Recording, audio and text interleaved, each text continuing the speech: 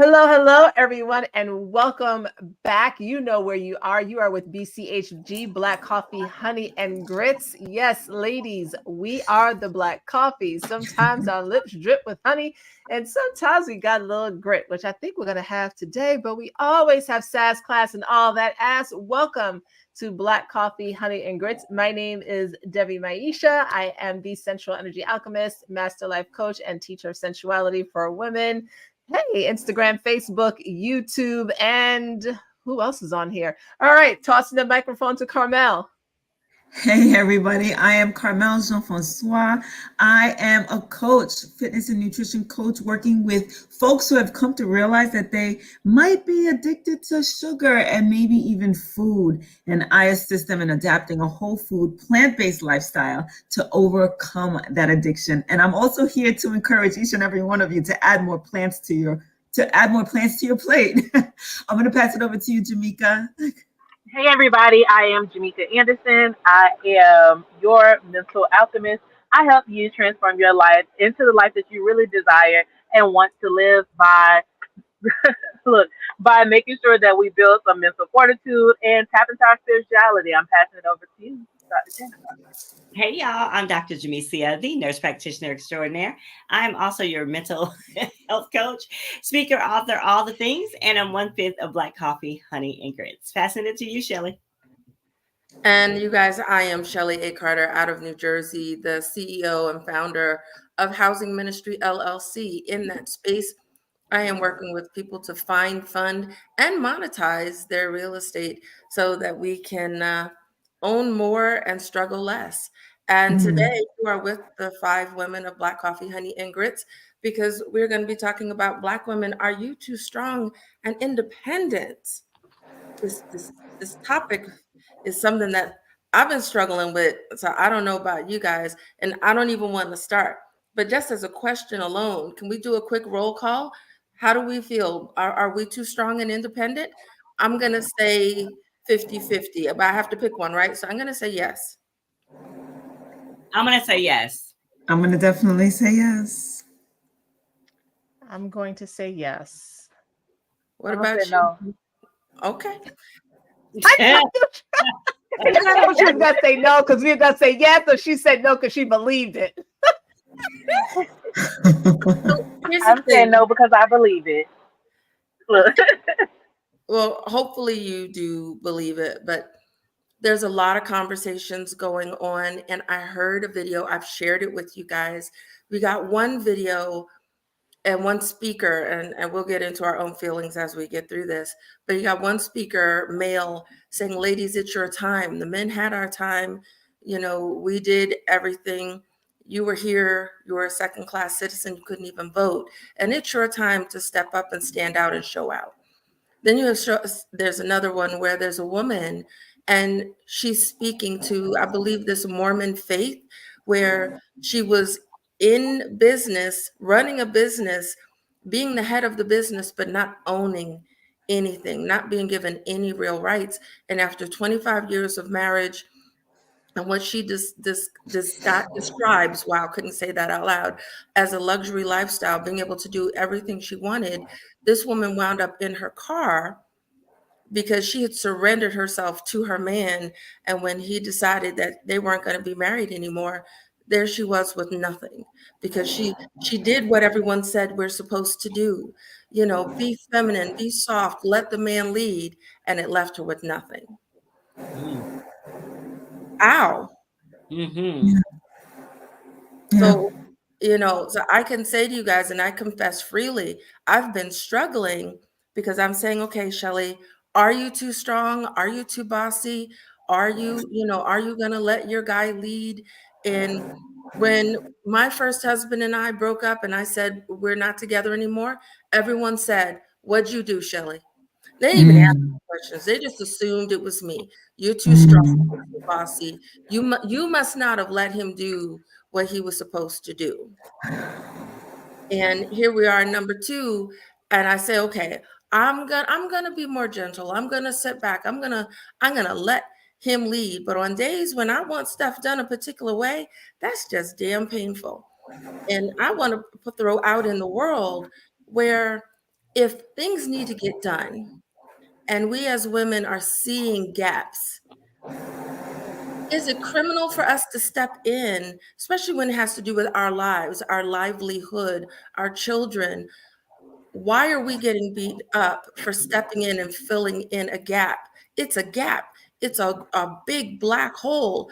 And we have the ability to cure it, or at least make it a smaller gap and make improvements. But every time we step up, because we try to let our men do it and they don't, and I hear how I sound, but it is what it is. So our men don't step in, we step up, and then we get beat up for it. Too often, maybe not 100%, but far too often. And I want to throw one more thing in for us to discuss, and then I guess we'll bump up to you, Maisha, because I love the face that you're making right now. We're talking about, as I've been listening to all of this, they're talking about how women are making so much more than men, and that's a whole other hubbubaloo. So they're saying, well, we've got to change our standards or compromise more. I'd like to hear you guys' feedback on that as well. So Maisha, you pop in. Well, no, I was letting it all kind of rattle around in my brain, everything that you were saying. And so I can only speak to my experiences, right? I can't speak for all women. When I think about us being too strong or too independent, in the sense of we don't allow ourselves to ask for help. We think that we have to have all of the answers by ourselves, and there's part of that is because we have had some experiences, at least I did in my life, where I felt like I didn't have anyone I could depend on. So because of my experiences, I felt like I could only lean on me, and I had to handle everything by myself. I chose a man, and let me be clear in saying I chose a man, because unless we're living in a place where we don't get to have a choice, because that's real, there are women who live places where they don't have a choice. I chose my husband, and I chose a man who was not able to carry out certain things. And I had to really take a look at why I made that choice. And so because I made that choice, I put myself in a position partially to have to then do everything by myself and on my own, almost literally everything. And I had to look at why I would decide to do that. And part of it was trust, because I wasn't really able to trust other people to do that. So I think that when I look at Black women being too strong and independent, the answer is yes, but I do understand why that may be the case. It's just that it's not very healthy for us, literally, physically, mentally, spiritually, emotionally, for us to carry that burden on our own. And we need to start looking for ways to invite community in. It doesn't have to be all on our man, but to invite community of women and sisterhood in, which is what.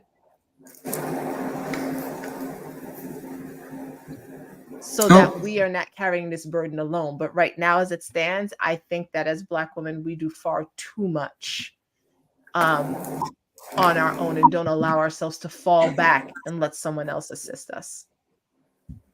That's my take. No, that's a mouthful. And your internet in a little bit, but that's okay.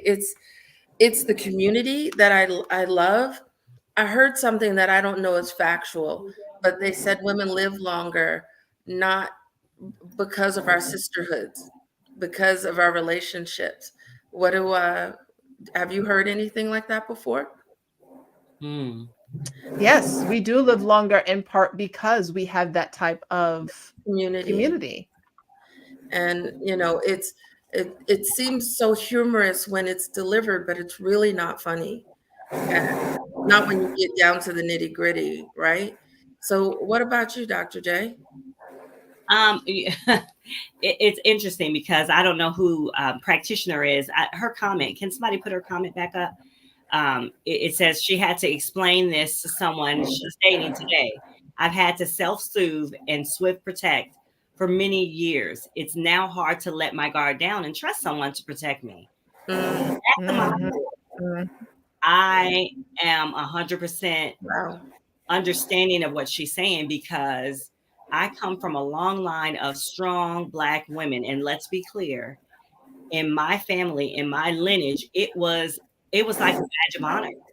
It was like, all of the women in this family are strong. You got to be strong. You got to hold it down. And not only that, I'm a 60s baby. So I don't know where that feedback is coming from, but it's loud. But my mom was very much a force. My grandmother was a force. And it was always taught to me that you have to make sure that you have your own back. Even though we have strong men in the family, I saw my father have my mom's back. I saw all of that. But my mom was more or less the type that was like, get off me. Don't help me. I got this. So I was taught that through words and through her deeds. And so now, and what Maisha was saying, I have always, for whatever reason,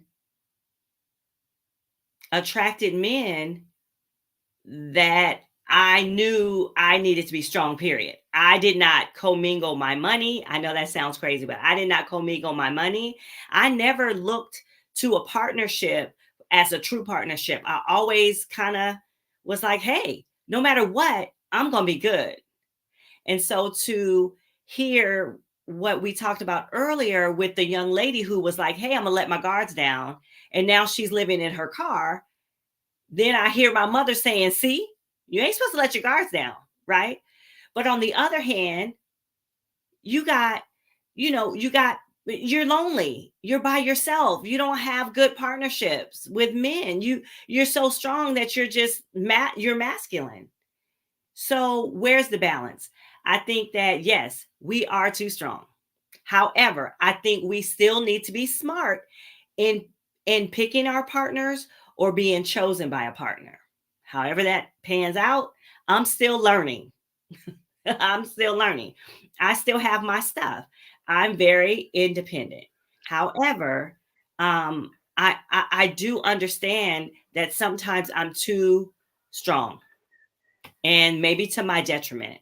So I'm here as speaking with Black Coffee, Honey, and Grits, but I'm also very much a student and am still learning how to be a little softer.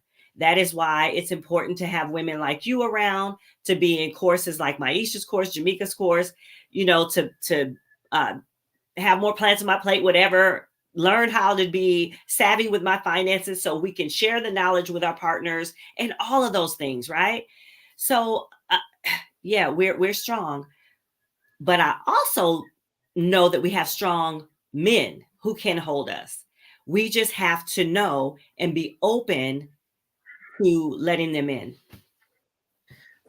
So I agree with you on that too. So Well, Dr. J, you had mentioned how your mom was like, no, I'm okay, I got this. And I'm thinking about my mom, right? Because my mom might have been one of the strongest women that I ever knew. My mother was never given the opportunity to say, no, I got this. My mom had it. There was nobody coming to her rescue. My father worked all day, every day. And their relationship was a little bit funny, right? They didn't love each other like a married couple would. They more or less respected each other, and they were raising their kids. So my mother was an amazing provider. She took care of us. She protected us. She did everything she had to do. She worked, she cleaned, she cooked, made sure that we were cleaned and fed, and yet she took pleasure in being feminine. She took pleasure in making herself pretty and getting all dolled up for functions and things like that. So it just showed me that there were two aspects to being strong: to show up for other people and her family, and also to show up for herself in that way, to just enjoy and have fun. So we lost Jamaica. So that was interesting as I think back, because nobody was telling her. And out of her sisters, she was the only one that was so independent. Her sisters had husbands who they lived their lives very much in a partnership. So my aunts relied on their husbands to do anything, to go to the groceries, to go shop, whatever it was. The husbands usually were there. So with that said, and I'm thinking about myself and thinking about my personality and how I just looked up to my mom growing as I was growing up, and how strong I see myself, and knowing that a part of that is probably the reason why I'm not even married. I remember dating someone, and he told me, he says, I don't know where I fit in your life, because you pump he literally told me, you pump your own gas, you make more money than I. Like, he listed all the reasons why he did not feel like he served any purpose in my life whatsoever. And I sat there, I was like, I couldn't even argue with him, because everything he was saying was right. To the point where even when men would offer, let me carry your bag, I would just be like, I'm strong. Do you see how strong I am? Like, and almost take offense. But why? And there was a part of me that was resistant to the fact that in my family as well, if you weren't married and didn't have children by a certain age, you were old maid, or that my identity was wrapped up in a man, and that was the consensus in my family. So I wanted nothing to do with that. So I was very resentful of that. And part of me, rebelling to that idea was, I'm not married. I'm having fun right now. Those are a few of the things that, there was something else that you said that I wanted to talk about. But you know what? I'll just pass it on. Well, Jamaica's not here, but I'll just pass it on to whoever. And if it comes back, I'll just chime in. No, that's fine. Just interrupt me anytime, because honestly, I feel stuck between the two of you. And this is what my current battle is, because I listen to you guys and I drink it all in, and in a positive way. Okay. But it's okay. I'm not looking for a man to do this, and I'm not looking for a man to do that. Well, so I'm here with all of these women, and I hope I say this right. I won't get myself in trouble right before we're traveling together. But I'm here with all of these women, and I'm the only one taking a particular position sometimes. And I was like, well, why is that? What is the difference? And in my raising, it was, you're going to be strong, you're going to be independent, you're not going to need anyone, male or female, to do anything that you need. You go out, you've got your own car, you've got your own money, you've got your own everything. The home is yours, the money is yours, the car is yours, your life. He's there, he's not there, you're always okay. But when I tell you, within the last number of years, when I go to a couple of the elders in my family, one in particular, her idea of strong is being able to tolerate him, staying silent, taking it, right? And it's like, man, what I told you guys this before, and it's, man's business is below your waist. Everything else belongs to you. So, just kind of deal with them, keep them quiet. It's not, I'm embellishing, but it's still how I process it. It's like, just keep them quiet, stay in the back, but, just be a good wife, be a good daughter, stay in your place. And when I hear all of these people talking about all this feminine stuff, big articulate word, right? I fight it, because like, I want to be in my place. What's my place? You don't put baby in a corner. You're trying to put me in a corner. I don't belong in a goddamn corner. I belong at the front door. I belong at the gate. You can't even get on the property unless I let you on the gate. But there's this internal battle, and you got one woman who is strong. She made it work. She's got 2 kids. She's got 10 kids. And I admire these stories of these mothers who raised our generation and others, and they did it somehow by magic. But, when I hear you, Jamesia, Dr. Jamesia, talking about your mother, that is how I was raised to be. If my dad was here, my dad would say, beep him. You don't need him. What is he for? And if it's not working out, then step away, make a change. And there's so much contradiction in the conversation that I can stop my current babble by saying there is no one formula for all of us. There's no one that handed me how to be a girl, how to be a young woman, how to be a wife. I never got any handbook. And all of the books that are out there are nothing but opinions. So I've had to listen to myself and listen to what I think were seemingly jokes, but are my truth. Because my dad used to always tease me and say, "You're the son I always wanted. Your mother never gave me a son, so you're going to have to do." So I had to put up the sheetrock. I had to cut the grass. I couldn't drive my car unless I knew how to change the tires, check the fluids. Like literally took me outside, disassembled everything, and said, "Call me when everything's back together." Most girls don't go through that. So here I am when I'm being tossed into the wilderness to survive. And now I got all you people coming in here telling me I'm supposed to be all pink and flowery. It just doesn't work. But I am Well, 100%. Huh? so I just this, you know, And I'm not making it about me. I'm just no, I can only speak. and you can But make it about you. But I know that I represent. I'm going to talk one more second. I saw her the other day. Yeah. She's out here fixing stuff, and she says, "I'm all girl," but she says, "I'm a girl who knows how to change my own tire." And she said, and it caught me because she said her dad did the same thing.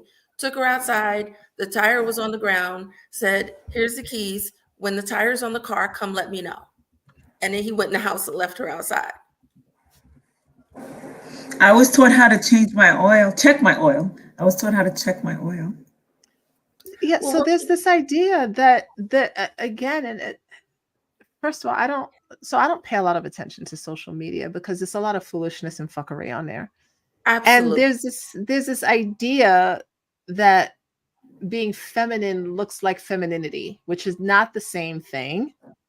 There's this idea that feminine is long hair and skirts and the color pink, and you bake and you're kind of all like, "Ah." That's not all that's someone's version of it, Yeah. sure, and if they're enjoying that life, that's fine.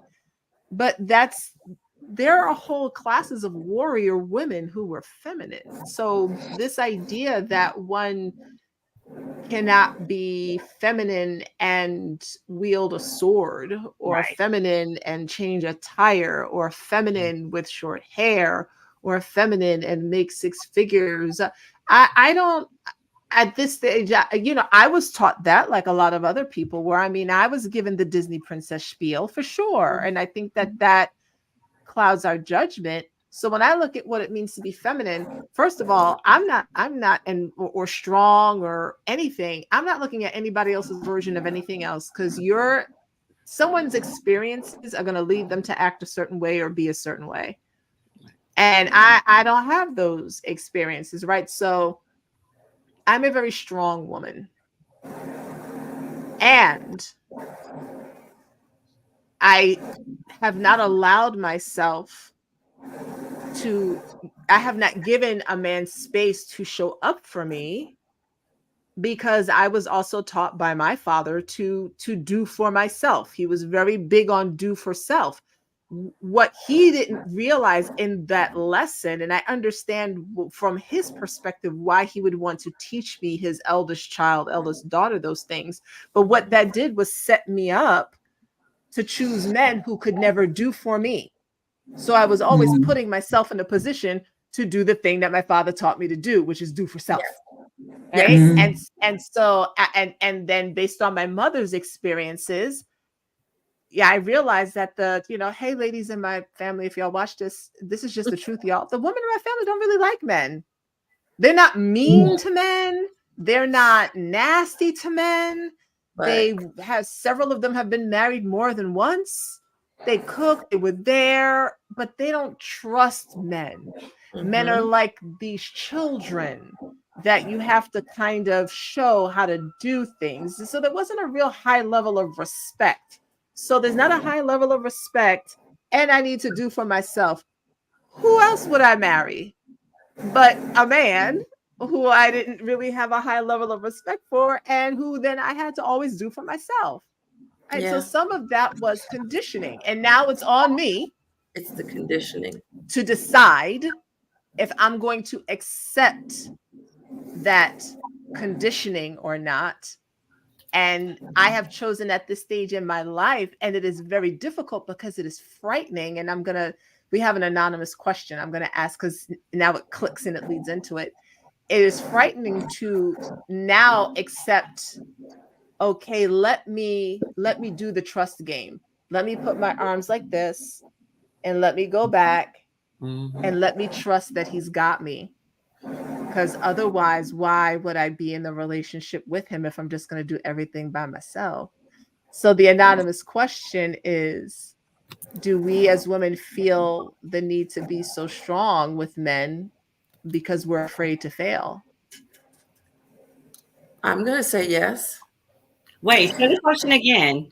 Do we feel the need to be so strong with men, so strong in relationships, so strong in life, so strong as a woman, because we're afraid to fail? Oh, yeah, sign me up for that one. Because failure is not an option. See, it is not. It's off the table. It's off the table, especially from my household. Oh, no. Now, when the women, right? When the women fail, oh, okay, we'll make allowances there. But once the man fails, it's like, you're cut off. There's no room for that.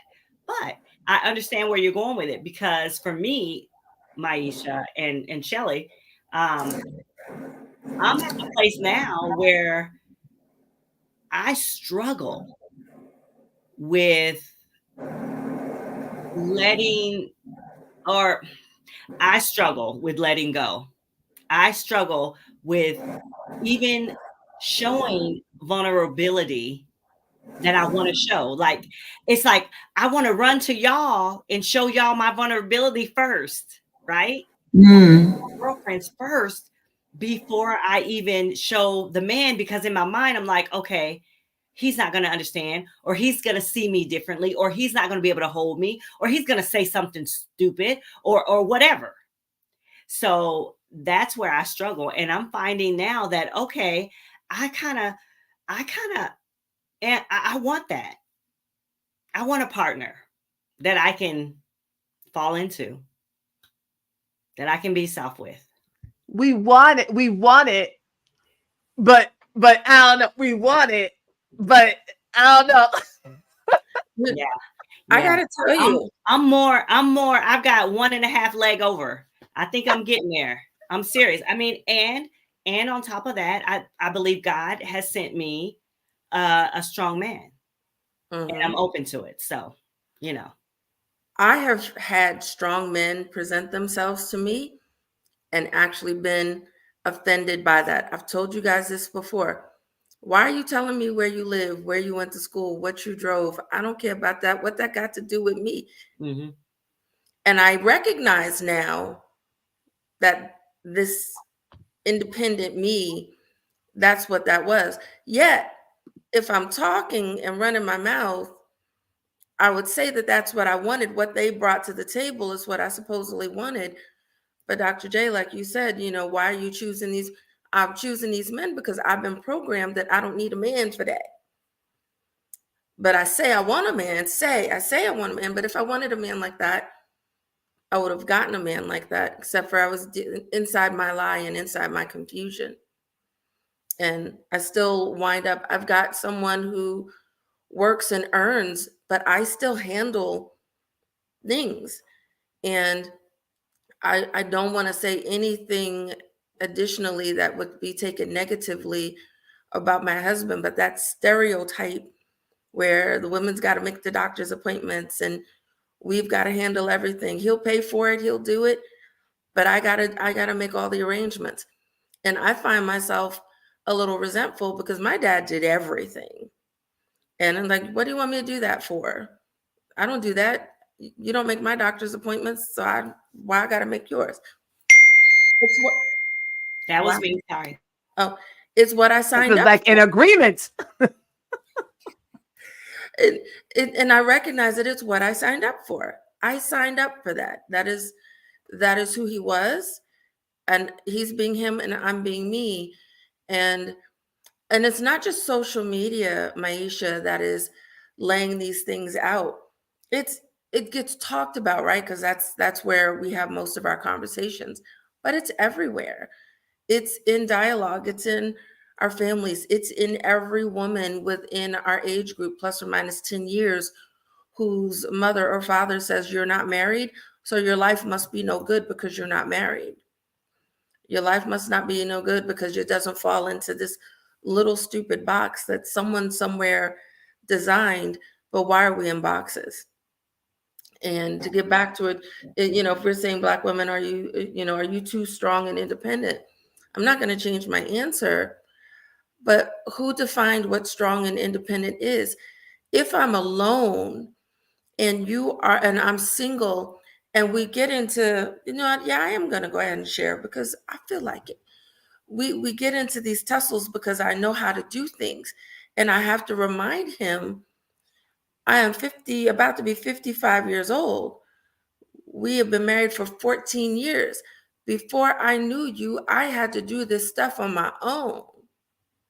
So now you want to take stuff that I am programmed and skilled at handling on my own, and you want to tell me I'm not supposed to do that anymore. And then we have a disagreement on how it's supposed to be done. I don't think I'm too strong. I just think we need to communicate better and outline who's going to do what and find better agreement and better alignment. If we were single, things might get handled one way, but we're married, so you put the work in to making things work. But that's where we've got to come together on some communications. And these definitions need to be thrown into the deep blue sea. Dr. J, did you want to say something? I was just going to say, and two, I think for me, I started to believe my own lies. Which is that I can do it all by myself, that I didn't need anybody, that I can make all the money, that I can make all the decisions, and everything else would fall in place. But that's not, it's not true. There are men out there. There are partnerships, there are relationships, there is community. And I see that someone said in the chat, Miss Practitioner said that she has no one to fall back on. I continuously told myself that same thing. And I'm not saying she's telling herself a lie. I told myself a lie when I did have someone to fall back on. However, I liked saying that I'm doing it all by myself. I liked it. I liked saying, oh, I have no one. I'm just being honest. And I don't like that anymore. Well, I don't want anymore. So yes, I do like my independence, but it's interesting because I feel like my mother having to do everything that she needed to do, I feel like if the opportunity came for help, she would have taken it. And I think maybe my mom even wanted it, right? She wanted that help, but no help ever came. And I feel like I've fallen into that category, that I'm strong. And yes, I want to seem like that very, very strong person. But I found myself in relationships where I was just kind of like, I'll let you lead. I want you to lead. And I found myself in a relationship where we got along so well. Just like what you were saying, Shelly, like I'm grown. I was doing these things before I met you and married you. So I'm still doing my thing. He did his thing. I did his thing. I was independent, but yet when we had discussions, it was a real discussion. It was a really exploring options. And it seemed like he was very respectful of how strong I showed up in the relationship. And I was extremely humbled by how strong he showed up, because I never really experienced that or even allowed that into my life. But it turned out that perhaps I was too strong for him, because he had this Superman complex, as Jamaica would say, Captain Save-A-Ho. And so and pretty much that was for everybody. Anybody who knocked on his door asking for help, he was so willing to help. And he had a beautiful heart that way. But I feel like he also had a side of him that was very codependent on that. And I was not asking him for that type of help, physically, emotionally, spiritually, any of that. Like, I had my own, and he needed to save someone, anyone, be it an ex-girlfriend, be it a friend, be it his own siblings.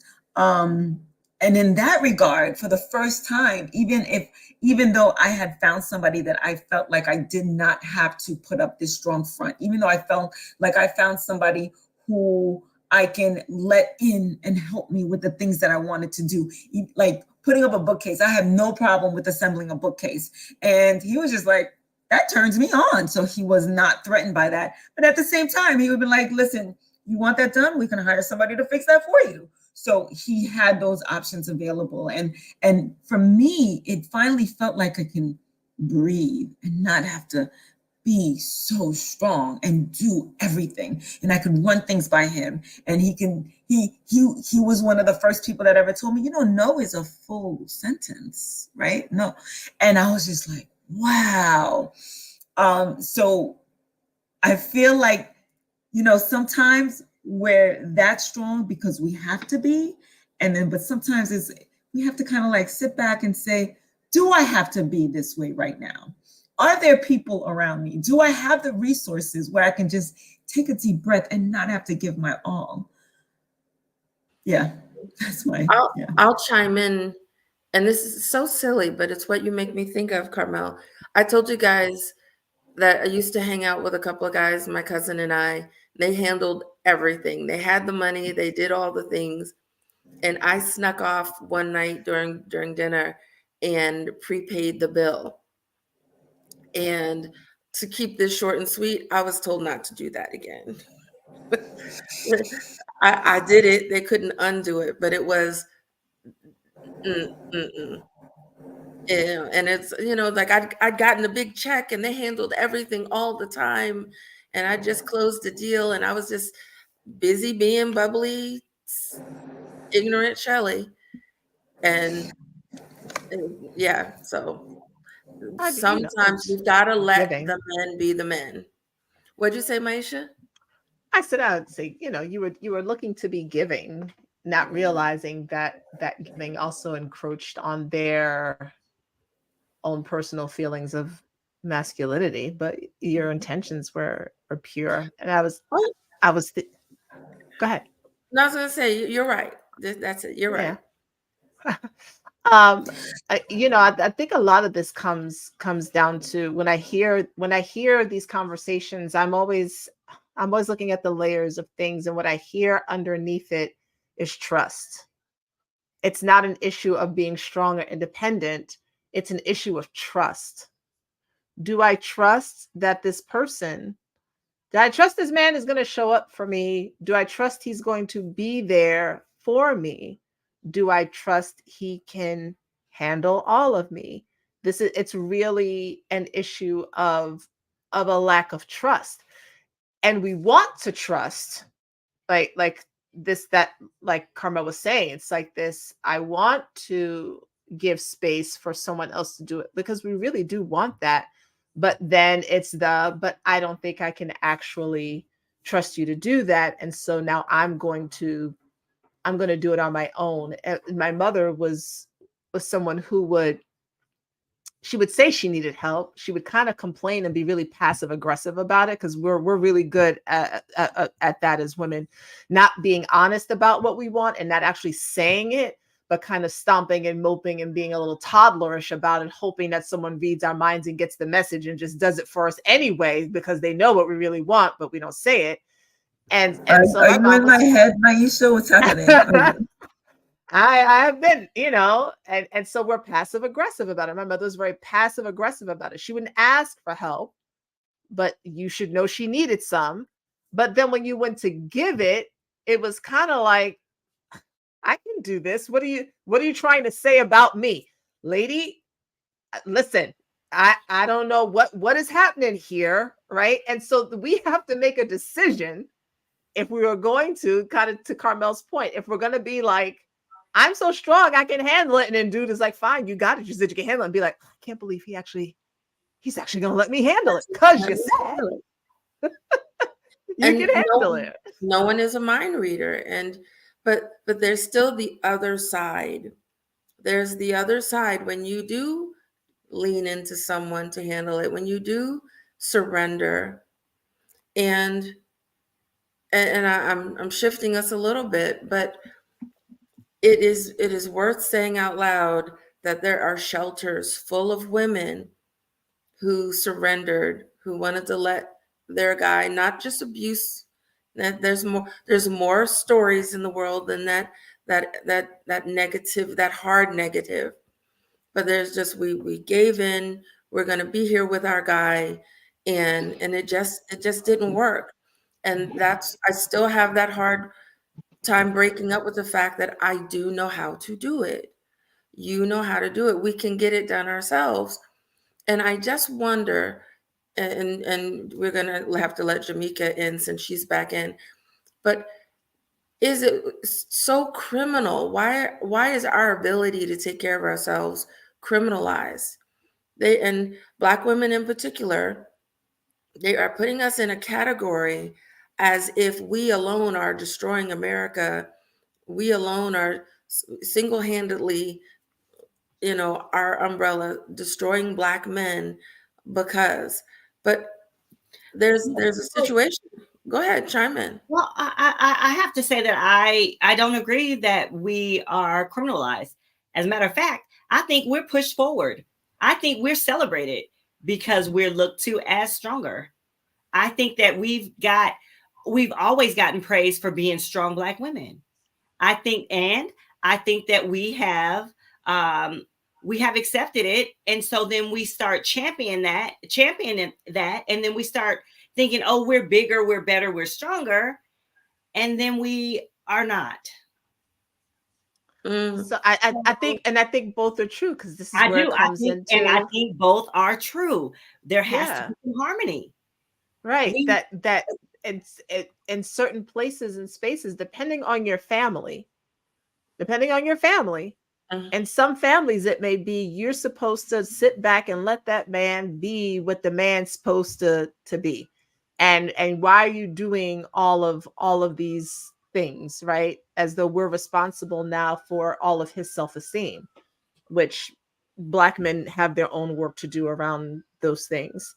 And then you have other families in which you need to just go out there and do everything yourself, sis. Don't you let a man X, Y, and Z. Don't do any of that. The more you can pile on your plate, the fuller you can be all by yourself, well, the better, because that way you'll avoid the heartache and pain and suffering that comes along with, opening yourself up and being vulnerable. So I think it's that both of those messages and additional messages are coming at us. But now that Jamaica's here and has had a chance to hear where we're at, Can I say something to that? You want to add, or you want to go ahead? Just really quickly. You can keep going. And so, okay, so I hear it, and I know. Again, I'm a '60s baby, so I feel like, okay, we're being pushed forward. We're being told, okay, you can do everything without a man. You can do this, you can do that. And now, I'm not a Black man, but I can imagine that, and I feel that Black men are resentful. That's where I was going. Who do they take it out on? They have nobody else but us to take it out on. And so it said in the chat, well, we're not celebrated by Black men. Well, no, we're not by a lot of Black men, but there are some who do. So I can say, okay, whatever. Yes, that's true. And no, but What I'm saying is now we've got this whole narrative over here saying be independent, do everything. Now we have Black men over here saying, well, hey, you guys are beating us up. You guys are wanting us to do this, that, and the other. And we're listening to everything. And we don't know which way to, right now, we're just in this fight with our men, with our people, with our community. And I think now we have to silence all the drama and figure this crap out together as Black men and Black women. And it's going to take a lot of work. And Black parents. We have to start believing in each other again. I'm here for all of that. And I'm glad that you got all of that out, because that's pretty much where I was going. And maybe we might not like the word that I'm using. I love that you said resentful, but it seems like all of the programs, and it's just not true. But when I was preparing for this conversation and I looked into my stats, I don't know if it was 49-51 one way or the next, but it was 51% female and 49% male. My audience now is 71% female. The content, and it's just so easy to produce content and get that dialogue going. And I just feel like we're stepping in and we're being so responsive. But I really would love us to have more healing conversations, more of a bridge to bring us together. And I struggle with building those bridges. I got to be honest about that. But I know we need them. You know, I'm here and I've been blessed to be left in charge of a young Black man. That's what I'm raising right now. And I do care about what his future looks like, what he has to bring to his life, to a life with a partner, you know, what kind of human he's going to be on the planet. So I am very interested in having healing conversations where he doesn't look back and say, oh, I'm just going to date other women because you Black women are too much. So And a lot of go ahead. no, a lot of this does come back to communication. Someone said in the chat, a lot of this comes back to communication, and a lot of people don't have communication skills. So a couple of things, Shelley, one of the reasons why your content might be geared towards women is because you're a woman, and women, and you speak to women, and it just might not be appealing to men in the same way. We gravitate naturally to who we feel comfortable with, and for some reason that's been shunned, like everything's supposed to be for everybody, and it's not. Well, Yeah. I want to just touch that. That was who was responding. When you hear me sometimes saying, okay, ladies, and she, that was because I saw the flip. And once my audience turned female, that's it. If I want to have a different audience, I'm going to have to start over or do something else. When I post male content, the women don't even tune into it.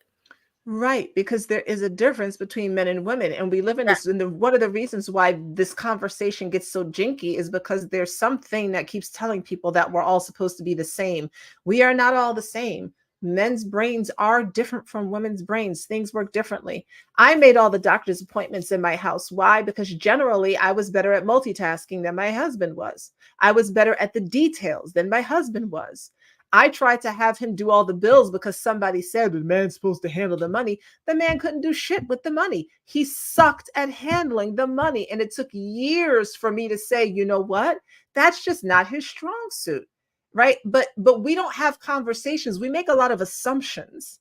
People do when they get into relationships, and we don't know how to communicate and even say, so this is how I grew up.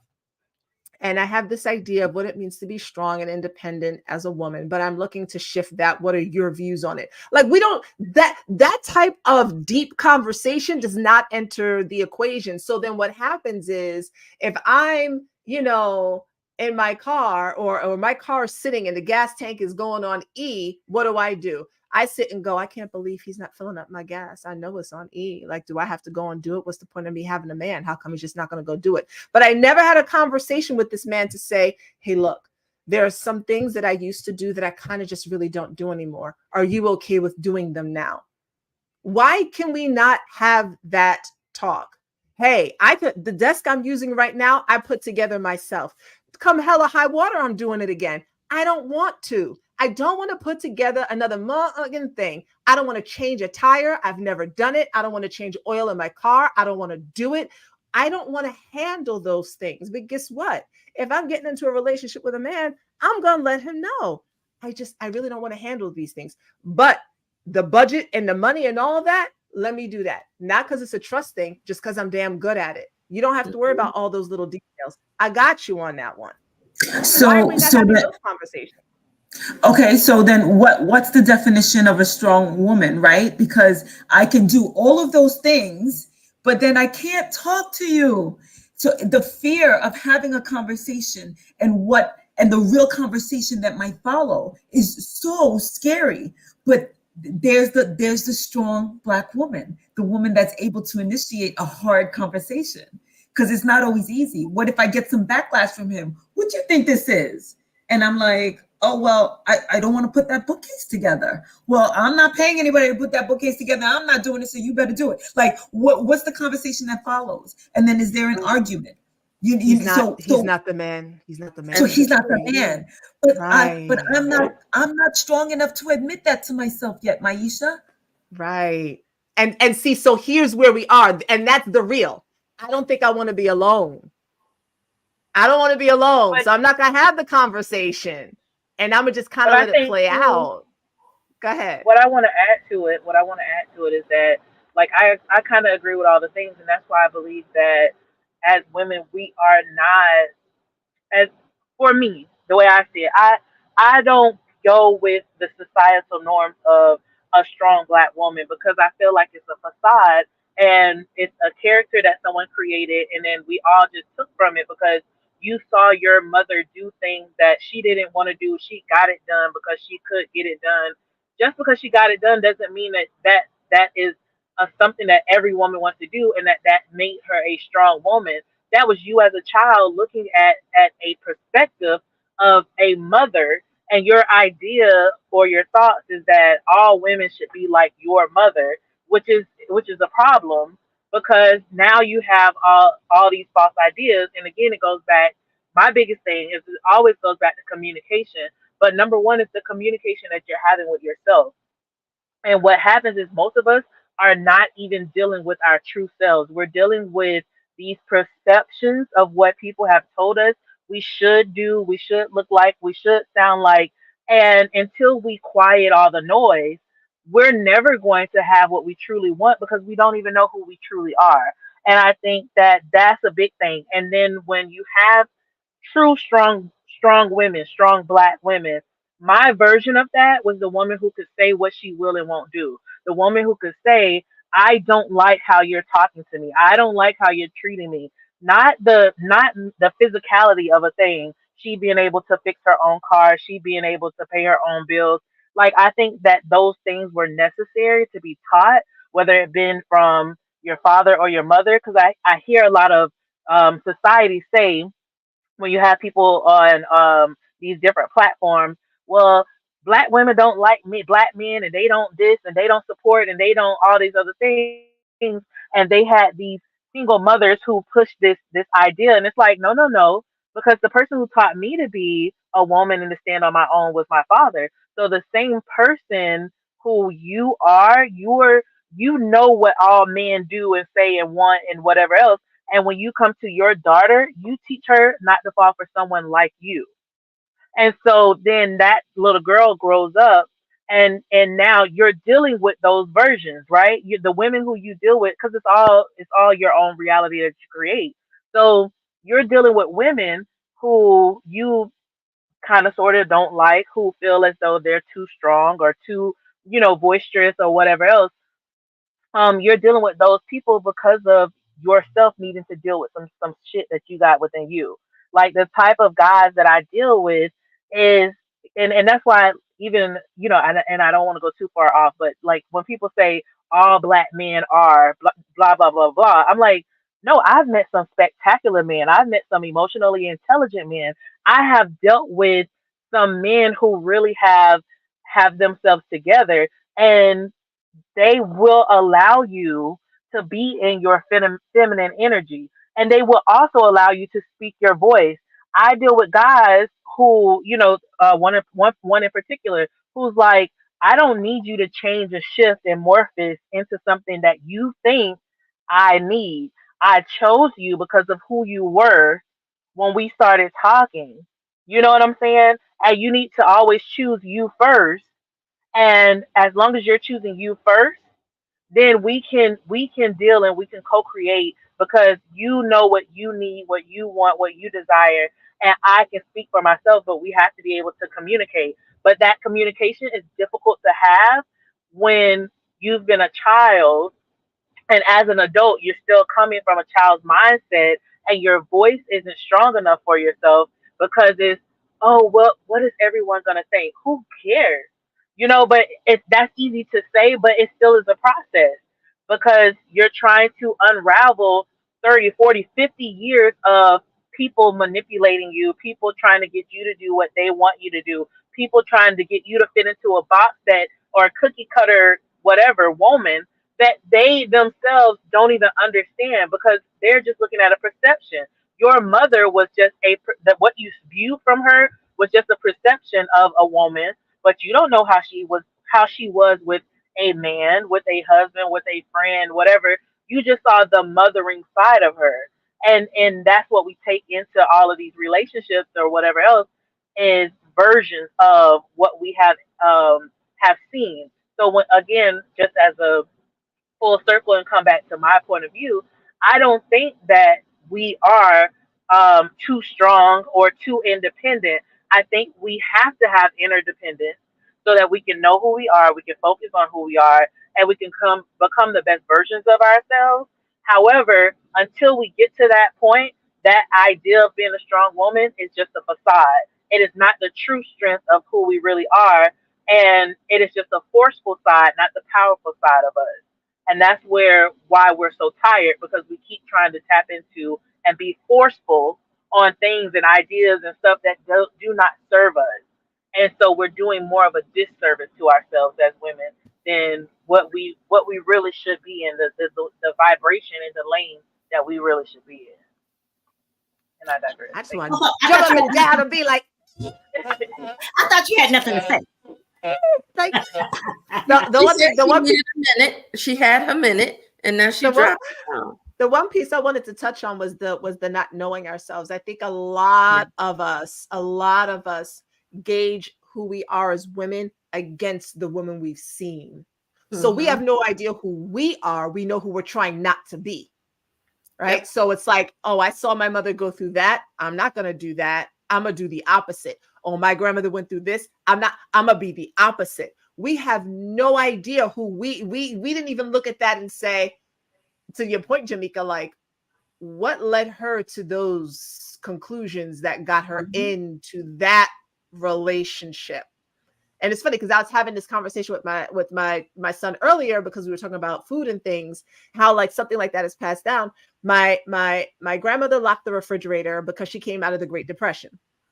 Right. So imagine your parents are coming from some impoverished place or whatever. They're deep in survival mode, right? The women are deep in survival mode. This is why the pleasure is so important. Black women, our grandmothers were deep in survival mode, right? And so now they're raising their daughters, right? And it's this idea of survival mode. That's really what it is. And the choices that are being made aren't being made from what kind of life would I like to have? They're being made from how can I eat? How do I live? How do I make sure that my kids don't die? So And why now are you here, not doing it the same way? right, right. And so now here we are in a space and place where we have time to kind of think about these things that the woman in our family didn't have time to think about. What kind of life would I like to have? What kind of man do I want? What kind of career do I want? Like this, the world is open, but we don't realize that their world wasn't as open. And so we're looking at them going, I don't want to be like that. I'm gonna be the opposite way over here because I don't want to be stuck in any of that, without realizing that their lives were in a totally different time. So we can make different choices. What does strong mean? Yeah. What about vulnerability? What about the communication? What about the openness? What are we afraid of? Can we be with the man and let him know that? Can we allow ourselves to be held in that way? Those are the questions we can ask that they didn't have an opportunity to. And are we allowed to be exceptional? Are we allowed to be exceptional? Because we're exceptional in so many ways. And, and then it falls right back into what you've said. I will confess, I'm not even 30 yet. I'm in my loft. I've made magic happen. I'm making six figures, working two jobs, but I'm in a phase of making six figures and still not feeling like I accomplished anything because I didn't fit into the mold. And it's just, we're talking about these male-female relationships, but the interpersonal ones, the history, those people that we're looking back on and the people who are looking forward on us, that is so important in this conversation. To me, it is. Because while I'm here figuring it out, I have to remember that my formula is my formula, and I get to reinvent my wheel. I get to redesign it. I get to paint pink stripes on it if I want. I don't want a white wall. It's not a caddy. I want black on black. I'm doing Tesla now, whatever it is. And I know that there are a lot of women that I engage with, all of us, I'm sure, who are stuck or have been stuck for a minute. I'm going to say I'm still stuck a lot of the times because I don't fit into that mold. And I don't even want to fit in that mold, but I still get hit with that pressure that, well, you're still it's supposed to be this way. That I have got to get that off of my shoulders. And I admire. You said the right thing. Huh? You said the right thing. You have to get it off your shoulders. Now, listen, there's a lot of things that we are not owning. We're not owning our shit. We're not doing the work. All we're doing is running from this one to that one, to this one to that one, because we don't want to sit in it and own it and do the work. Damn. I'm glad you said that, because it's Shirley, something you said, and I was kind of like, you said, and are we allowed to be exceptional? I didn't understand that question, because there's no one who can allow. There's the word allow means permission. Right. And right. And on purpose. Yeah. Yeah. But I really did not feel like it. I remember, I'm not that person. On July 25th, that's not me. But I remember my father, and I guess I was beating myself up then. And my father said, "Do you know you make more money than everyone in the family?" And he said, "Okay, I'm sorry, you must not be hearing me," kind of a thing. I'm going to say it again. He said it again. And I said, "No, I didn't know." I said, "But I can't be." He said, "I'm telling you, child, you are currently the top earner in the family." And I felt like nothing, because I wasn't doing it pretty. I wasn't driving the luxury vehicle. I wasn't living in the luxury house. I didn't fit the mold. So since I didn't fit in the mold, I assigned myself an accomplishment goal level of nothing. Right. You assign that. And so then the question becomes now, and it's a question for all of us in different ways, right? It's like, for me, it's the matter of safety. For Carmel, it could be the strong piece. For you, it's okay, that's not your mold. What do you want it to look like, right? For Dr. J, it's something different. For Jamika, but I think every woman there's this core question that is guiding us in who we think we are as women and what it means to be strong and independent, that we now get an opportunity to say, is that actually who I want to be? And if not, then who is it that I want to be? And how do I be her? Questions. I want to add another question in there, which is, because we were talking about we still have to still be strong and independent. But when I'm taking care of myself, can I be proud of myself? And if I know the answer, I get to change that language. I get to be proud of myself for being able to take care of myself. and not being told because I'm not with a man, it's like, okay, yeah, but it doesn't count because you don't have a husband. But That's crazy. right. So here's the thing too, Shelly. You create your life.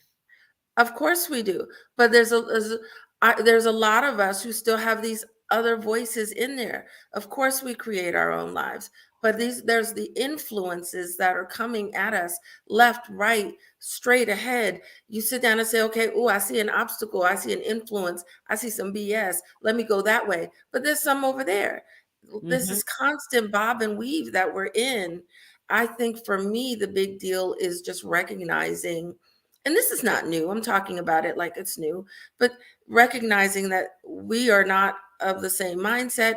We don't share the same point of view. And when you come at me, I'm grown up enough now to just say, okay. It's the little business thing. How's your little business going? It's doing okay. You got anything special happening? No, how you doing? I'm working hard. You know how it is. Just working hard, trying to get some sleep every now and then. They don't even invite them in to that. They don't need any details. And besides that, when you're in these modes, you find out as a grown-up that a lot of people are just talking to you so they can talk about you. So you just learn to operate and flow in silence. It's so interesting listening how families are so different, because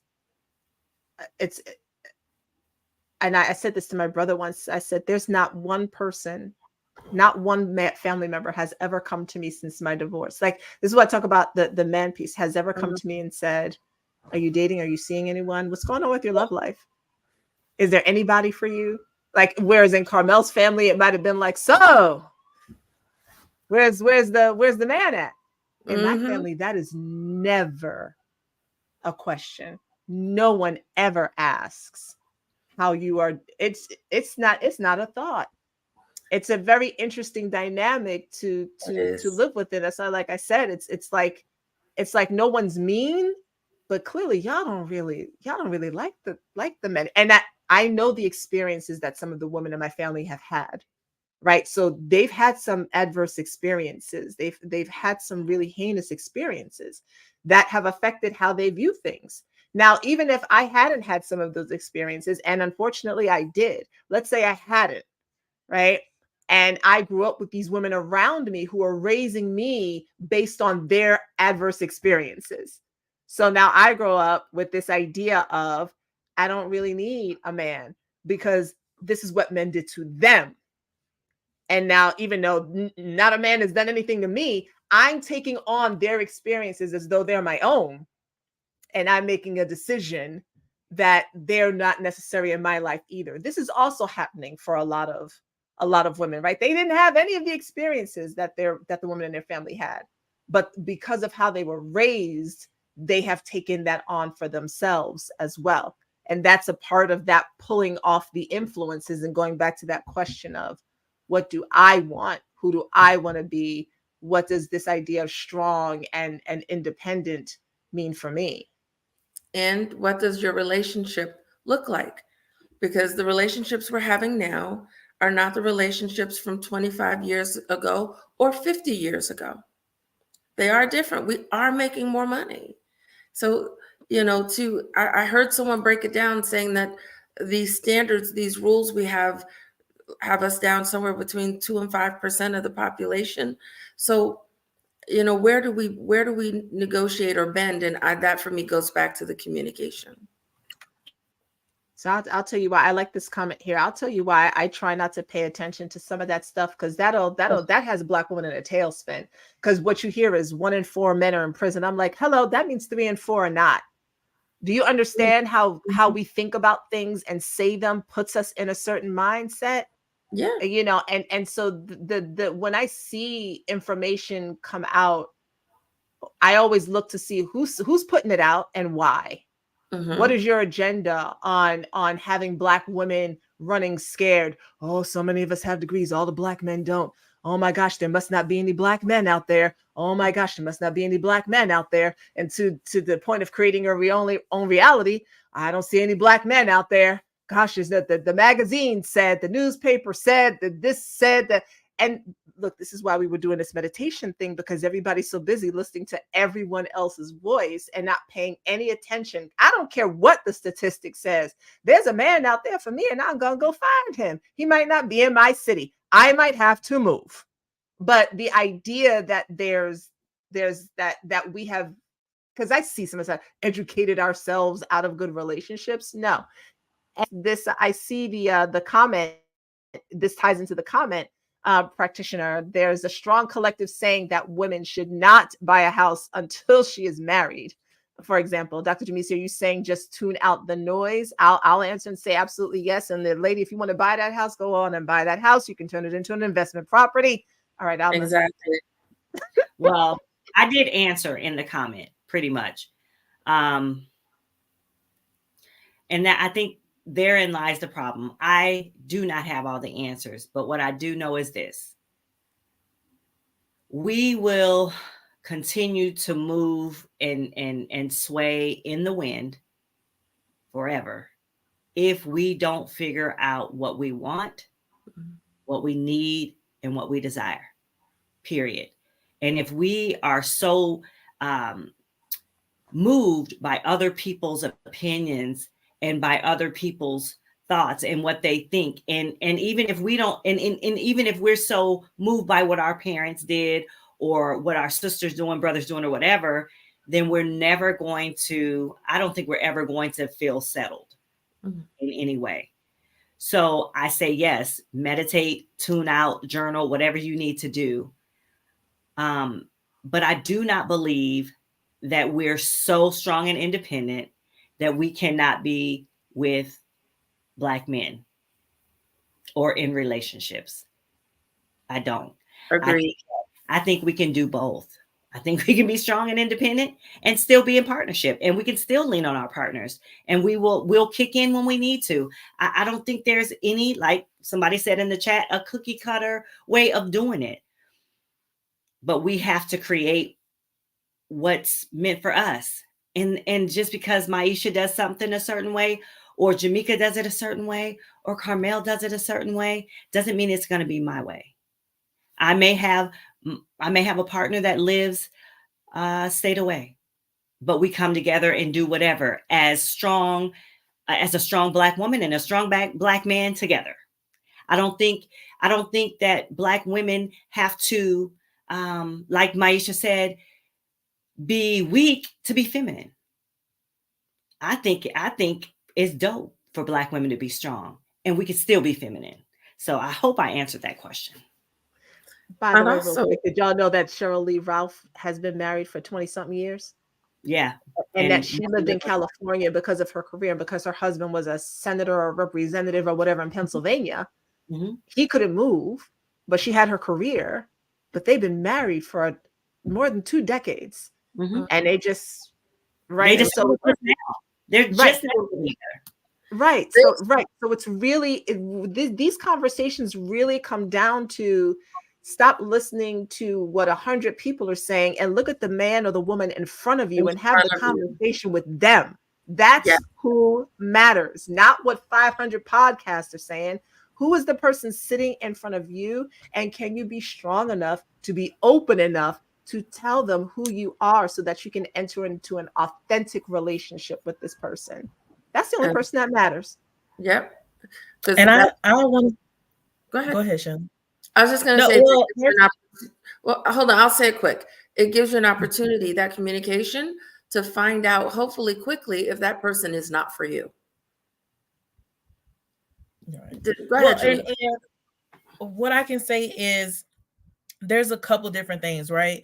And it boils back down to what we were talking about before about being very understanding about yourself. Like Dr. J say, what I want, what I need, what I desire, right? And what we keep saying is about being able to communicate those things. And it's this false idea because we always see certain things portrayed in television. So it's like, that must be the way to do it, right? And that's the only way.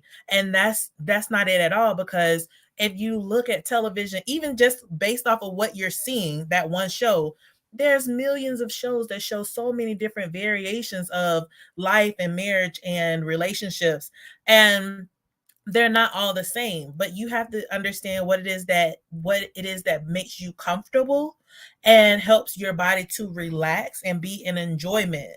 Because I think a lot of people are in, what happens is they're in relationships and they think that all relationships are going to be just so simple and so easy, and that there's not going to be a moment of struggle, or they think that they have to have nothing but struggle love. And it's like, if we're not struggling, then it's not the right relationship or whatever else. And it's kind of like, you are so out of tune with your own self and your own body that you can't even feel your own personal vibration within any of that, right? And that is a problem. And then if you're in a relationship where you're sitting there and you have to, well, I can't talk for anybody else in their relationship. I personally do not want to be in a relationship where I have to hold myself in and I can't show the 12, 13 personalities that I have and be comfortable enough that someone can hold space for those personalities, or be comfortable enough that there may be one or two that person doesn't like, and that's okay too, right? It's this idea that you have to be perfect, that this person, I gotta cook, I gotta clean, I gotta whatever else, if you want to. But that's really not realistic in all relationships. Like, it just does not work. Does that work for your relationship? Yes or no? Like, yes, you hear all these things, and that's a lot of the times why I feel like sometimes, well, I said a lot. I said a lot of the time. A lot of times I have to mute social media altogether, because you'll be scrolling. If they don't do this, then they don't like you. Scroll. If you keep seeing this, then da da da. And it's like these damn infomercials. If you have gas and an upset stomach, you're about to die. Like, I mean, at the end of the day, that's really it, and that's really how it comes off. And it's like, you don't know that. Like, have you had that conversation with that person and say, hey, I don't feel comfortable when you say X, Y, and Z, and be okay with them not catering to you. Everything isn't going to be catered to you and how you feel at the same time. But did you express yourself?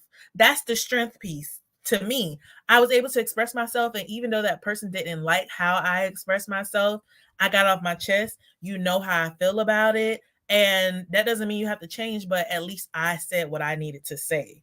And we both know I'm not feeling that. You know what I'm saying? And then me knowing that if something persists, this is where boundaries come into play. And people talk about boundaries, but they talk about it from the standpoint that that person is going against my boundaries, and now I got to get rid of that person. No, if that person goes against your boundaries, what do you need to do? Because you're bound to whatever it is that you stated for yourself. That person has nothing to do with that. What are you going to do now that you see that is not something that person cares for? Is that like what we talk about sometimes? Is that a non what is this thing? Non-negotiable. Thank you. But is that a non-negotiable for yourself? Because if it's not, then who cares? They don't, you don't, move forward. Like, and choose to be happy in your relationship. Sometimes we choose to be miserable because it's easy, because it's comfortable, because it's what we've been used to and what we've been used to experience. And so if you're going to be uncomfortable anyways, you might as well be uncomfortable and saying and voicing your opinion, and be uncomfortable, but be able to, like what I say, express yourself, show up as your true self, as your full self, and not so much about, oh, well, what do you like? What do you not like? And then starting to make those changes so that you can cut your pieces of yourself away to fit into a relationship that at the end of the day is not going to be anything that's gonna flourish you, gonna be beneficial to you. It's not gonna be anything for you, because you had to demolish and pretty much get rid of who you really are in order to fit in that spot for somebody who you really don't want to be with at the end of the day, because they do all these things you don't like. Or just have all the boyfriends. Like, I don't understand that either. If that's something that you want to do, have that one for when that version of yourself show up. Have another one for another version. Like, figure out, though, at the end of the day, what you want, what you like, what you don't like, and really sit down. And I think that's the piece that that hurts a lot of people is they don't do the introspection. If I get to know me, really get to know me, and shut out all the noise and go against, because we go against what our parents say and have taught us anyway, right?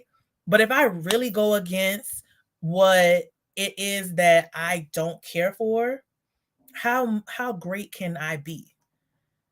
How great could this relationship really be if I meet that fear? Because it's fear, it's false evidence appearing real, right? It's some type of fear. But if I really shake through that and move through that, how much better could it be? And not worry about how bad it could be. If it ends, it ends. It ends. And go try again. And like what you were saying, Maisha, there's not enough men, and there's so many men everywhere. And they will take anything.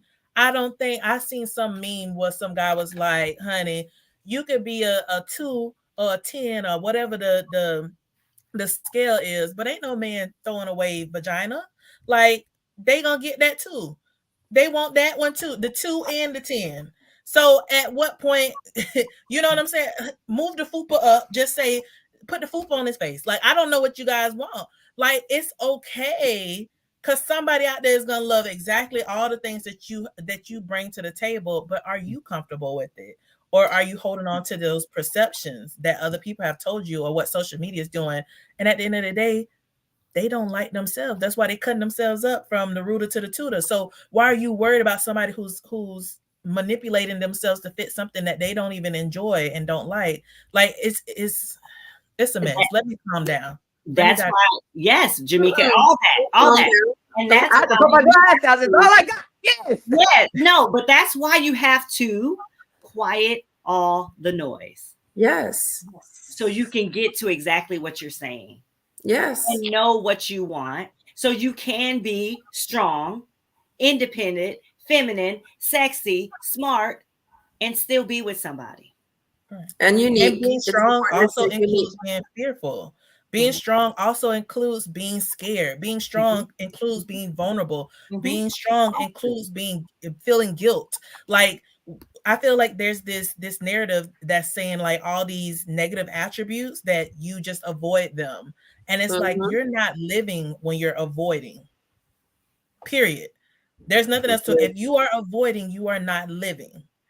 You get what I'm saying? So it's like, tap into all those things. All the things.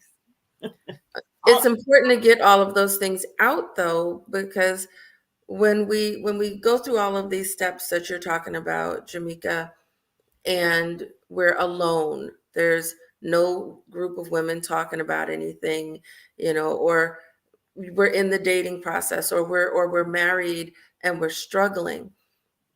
It is so important to turn off all of that noise and just, I always talk about these conversations. Me, myself, and I have to have a conference, and and we'll let you know what we decide.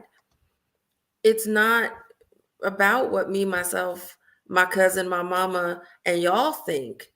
It's just me. I'm the one that's got to live with my decision. And I'm really happy that we're talking about it, because I'm gonna stick with what I keep saying. There's no right road for everyone. No one right road, not in this thing called life. All of these relationships look different. We're individuals. The people we find are individuals.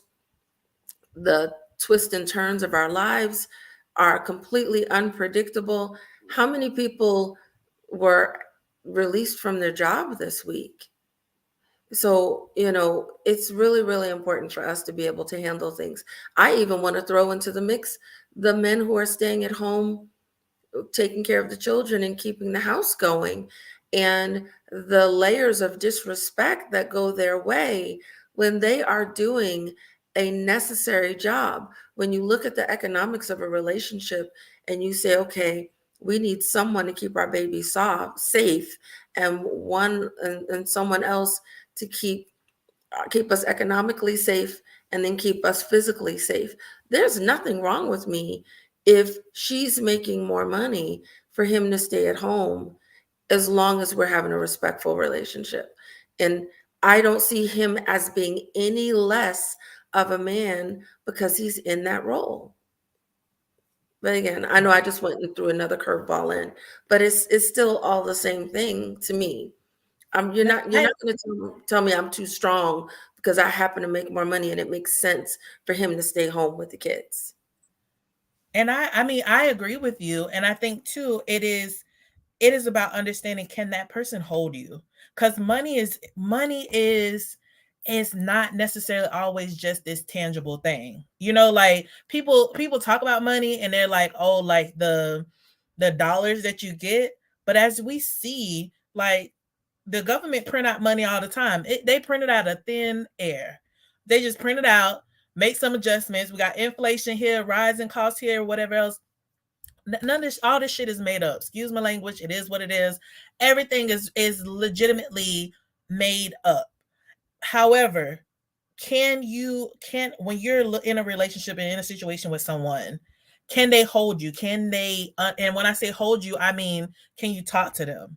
Can they pray for you? Or whatever it is, can you ask them questions and really have a conversation back and forth, and they help you to create another thought that you never thought about before and help you to see things differently? Like, what is the true value of the relationship that you're in? Not just monetary, what they provide. Is this person someone who can truly protect you and hold space for you? Because, you know, I've been with people and, you know, men, whatever else, and you're sitting there and you're just like, yeah, I still got to watch out for me. Even though this person who I'm saying is going to be my guy, right, is there, I still got to watch out for me. And that's for somebody, right? That's for somebody. But when you have experience being in a situation with someone who shows up for you, and they might not financially be able to hold a candle to you because of all the things that you've done as a woman, you went to got the education, went to this place, whatever, your doors may open a little bit easier for you because of who you are and what you've gone through. But if I can relax and I can settle in, and I don't always feel anxious, and I don't always have to, you know, I'm able to walk with this person and not pay attention to my surroundings because I know this person got me at the end of the day. Like, that's comfort that I haven't had in a long time. And I need that. If I can sit there and, you know, say you're out with your girlfriends, everybody's getting drunk, whatever else, but you know, at the end of the day, this person gonna make sure you get to your car, get to your house, get to, you know, get into bed, whatever it is, this person can hold you however that may look. You get what I'm saying? That's I think is very important. I think a lot of people sit up here and they listen to all these other things, and it's like, oh, well, he got to make $100,000 a year. He got to be able to do this. He can't take, like, even that stuff, the Cheesecake Factory and da da da. Girl, shut up. Like, let's be for real. In real life, if he taking you somewhere, he paying. Listen, let's go to the taco stand, because we ain't even got to go to that. The taco is $150 over here per taco. I just need 3 to 6, and let's go and get us a little. We got tequila at the house. You know what I'm saying? Like, people are putting on these facades, and then when they log off and they cut their lights off and whatever else, you're in a hole in the wall. While you sitting up there talking about what he can and cannot provide for you, and you're not even able to provide it for yourself, which I think is one of those things that our predecessors were trying to get us to understand, is that you don't have to stick with this person and be uncomfortable your whole entire life, because you can provide certain things for yourself for you to move forward. And I think we exaggerate so much because of our young perceptions, trying to understand it. And as we get older, we keep holding on to this young perception, this childlike mind, where it's like, you got to learn to let some of that shit go. You got to learn to forgive your parents. You got to learn that maybe she was cussing and fussing and yelling because the other person really wasn't listening. You know what I'm saying? Maybe she was cursing at you, or, you know, coming off angry at you because she just worked 2 shifts back to back and she's tired. And now you're realizing how money don't go as far as you want, but she always made sure that you had what you needed, regardless of whatever was going on in the situation. Or if your mother said she couldn't get it, that, hey, she did at least try her best. or that there's other things that's happening in life. I think we're so disconnected. We're so connected, we're disconnected. We're so connected to online and what all the things are saying that we're disconnected to the actual reality that we're living in and what we have going on and the interactions, the personal interactions you have face to face. And people are just online just talking. They're talking. And somebody else said earlier, they were like, we keep seeing the things. I think it was you, Maisha. We see the things that we did not want. And so now we're trying hard just to not do those things. And at the end of the day, that still means you're not living. That still means you're focused on and your life is being dictated by something other than you, by an experience other than the one you truly want to have, because you're so focused on not being or not wanting to show or not trying to show up as this, that you can't enjoy the space that you're in. And I think that takes away the word enjoyment. That takes away the enjoyment of life, because it's just so much of not doing, right? Not trying to present myself as, even for me, not trying to present myself as the princess, or not trying to be too pretty or not trying to look too smart. And at the end of the day, it's like those other people who put all these other perceptions onto you and treated you wrong for just showing up as you, that's their loss. So you just walk away from them and then go, like people say all the time, go where you're celebrated, where you can shine and be the best version of yourself and be in enjoyment. That's what's going to make you the strongest person. And you don't have to force that and force yourself onto other people, but you can be embraced and you can find power and just letting go. I think that's the biggest thing about it.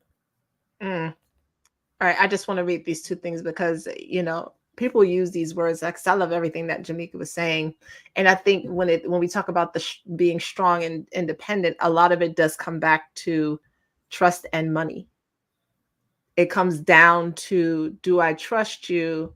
And money is the power.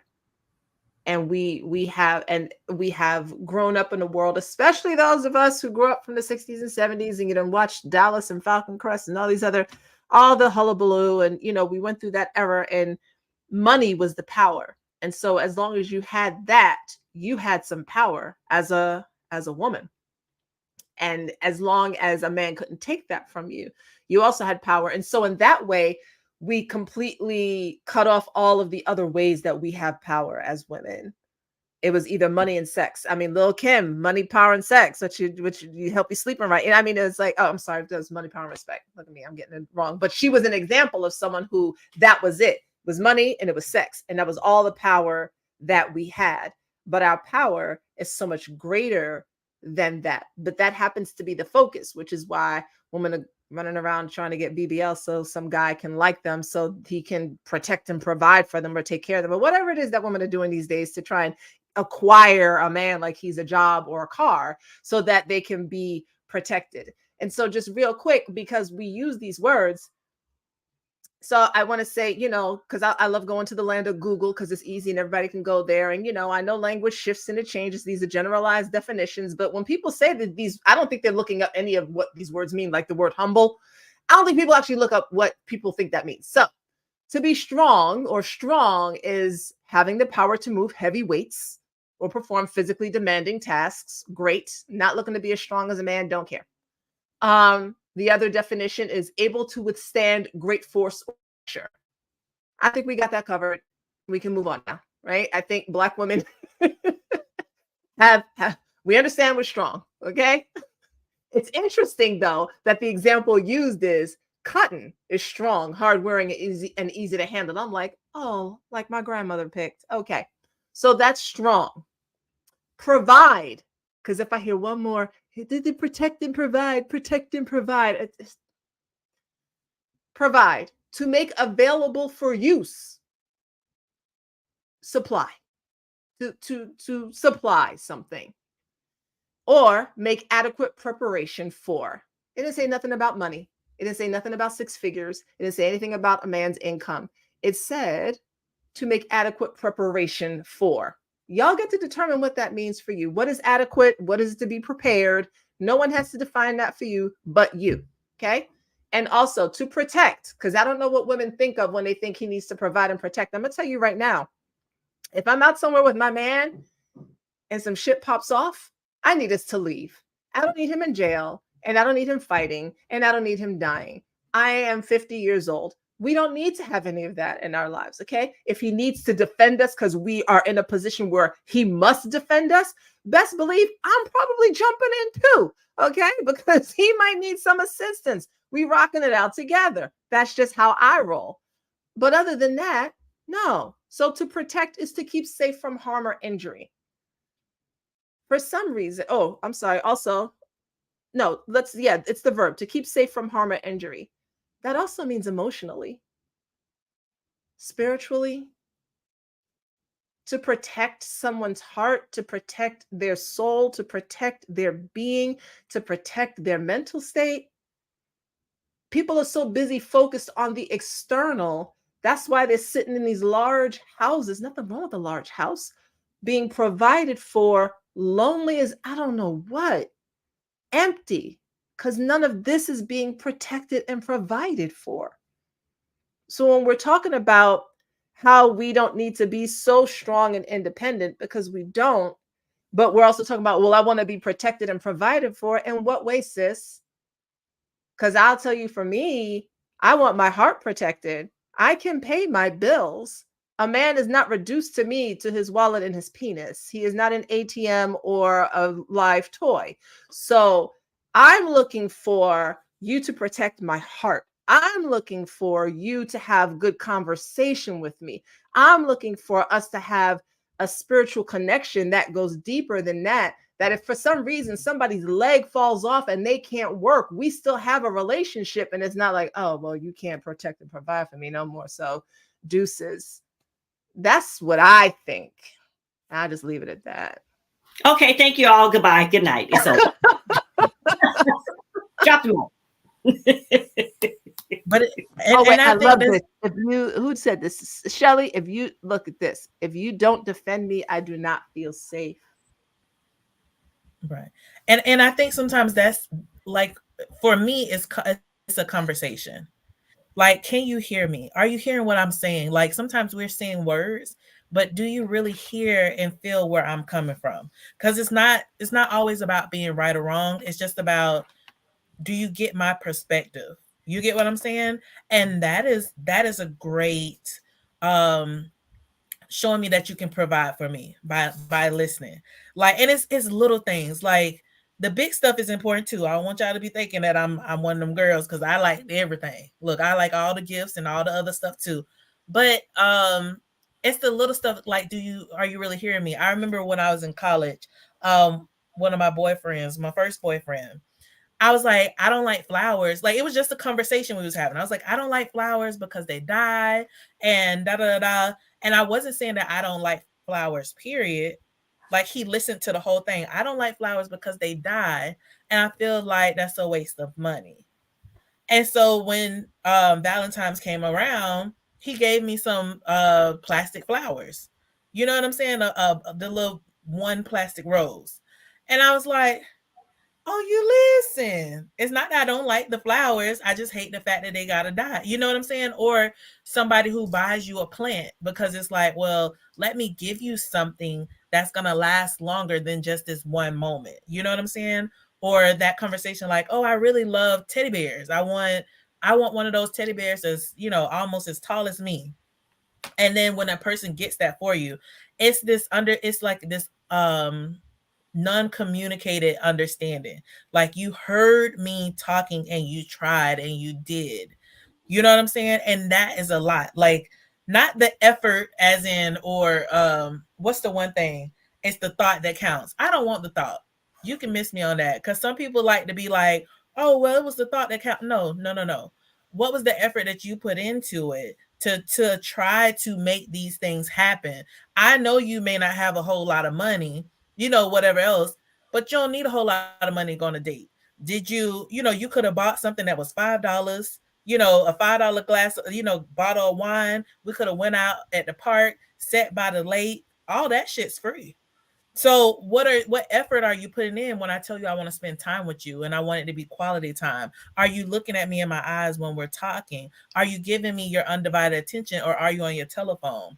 Like, that is something that makes me as a woman melt a little bit more. And when I come around you, I can, and one of the other words, what you should have did, Maisha, was what is it? Submissive, right? When I come around you, can I relax within your energy? Because it's not, and again, when you have real men, it's not really about, oh, she's loud, she talked too much, she da da da. No, she can be your peace when you provide her a space to be at peace. You know what I'm saying? Then we both can listen to each other. We both can communicate. We both can do. But I think a lot of it is, again, going back to all the noise and all of the, well, my mama and my daddy and my da da da. Well, go date your daddy. Go date your mama. Cause I'm not them. It ain't gonna work at all. And also the history, the stuff that we tell each other, the history, the side of history that we talk about, because everybody talks about being a stay-at-home mom, but a lot of Black women weren't stay-at-home mothers. You know what I'm saying? They always worked.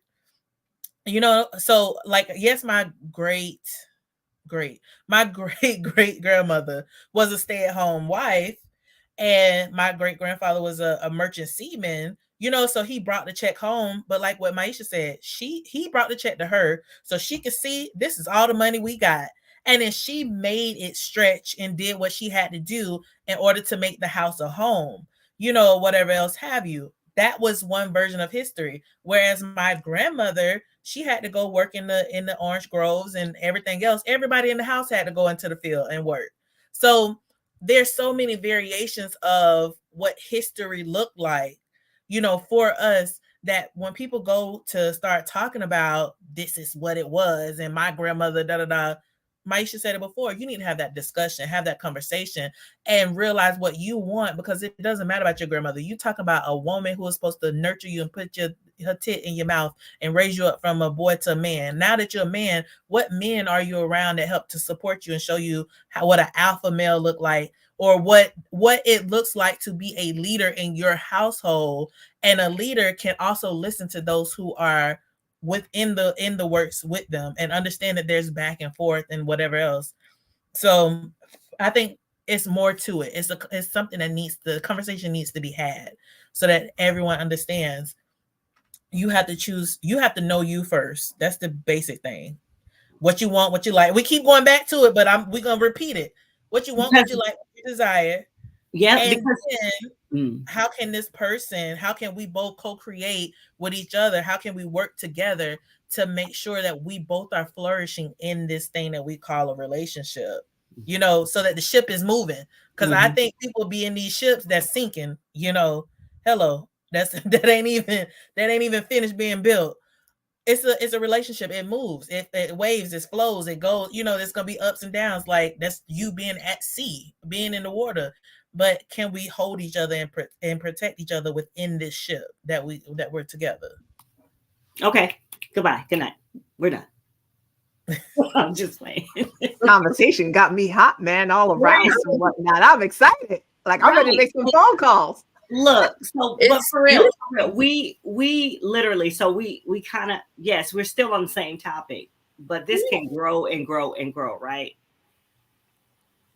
But the main thing, I feel like for us, we've been on a journey to learn how this thing works, right? So let's be clear. We're going to have to make some decisions in our relationships to truly be at a place where we know what we want, like Jamika said, what we need and what we desire. And oftentimes it's going to take us teaching other people how to treat us, how we communicate, and we have to be honest about it, and we have to own our shit. We really do, because otherwise we're going to be we're just going to be just going around in circles and never coming. So somebody has to first take that first step, to heal this situation. And honestly, it might just be us as Black women. So if it is, we have to know what we want, need, and desire, number one. Number two, we have to be honest. We have to communicate. And we have to say, hey, this is where I'm at. This is what I need. And let's work this thing through. And it's not going to happen overnight. It is not. And it's not going to be easy. But we have to be able to communicate it and move forward as a family and a community. So I love the conversation. I love that we're having it. Mm-hmm. I'd like to read. So first of all, we had the question of how often do we do this? We do this once a month right now, but there's definitely more coming. And I'm sorry, for some reason, all of the posts keep duplicating. Maisha, could you put that message back up there? But she was talking about our elders. Some elders gave advice from their traumatized trauma lens, and they were in survival mode and passed it down to us. And I receive it, because when I tell you these elders have smacked me in the face, left, right, and center, and it's not a social media thing. First time an elder beat me in the face was like 2001. I'm a new loan officer. I'm trying to go do a loan for someone, gave her a great deal. I was so proud to take care of grandma. And grandma told me, I talked to the other loan officer, and I decided I feel better with a man doing the loan. And, I'm like, but, and, it's like, there's just so much deep rooted pain in there to work through, but we're working through it. We're talking through it. It's coming out with every conversation, with every experience. It just gets better. And the ultimate goal is to just be happy.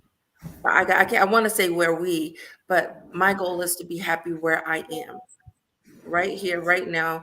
If I don't change anything else about my life, do I get to be happy where I am? And the answer is yes.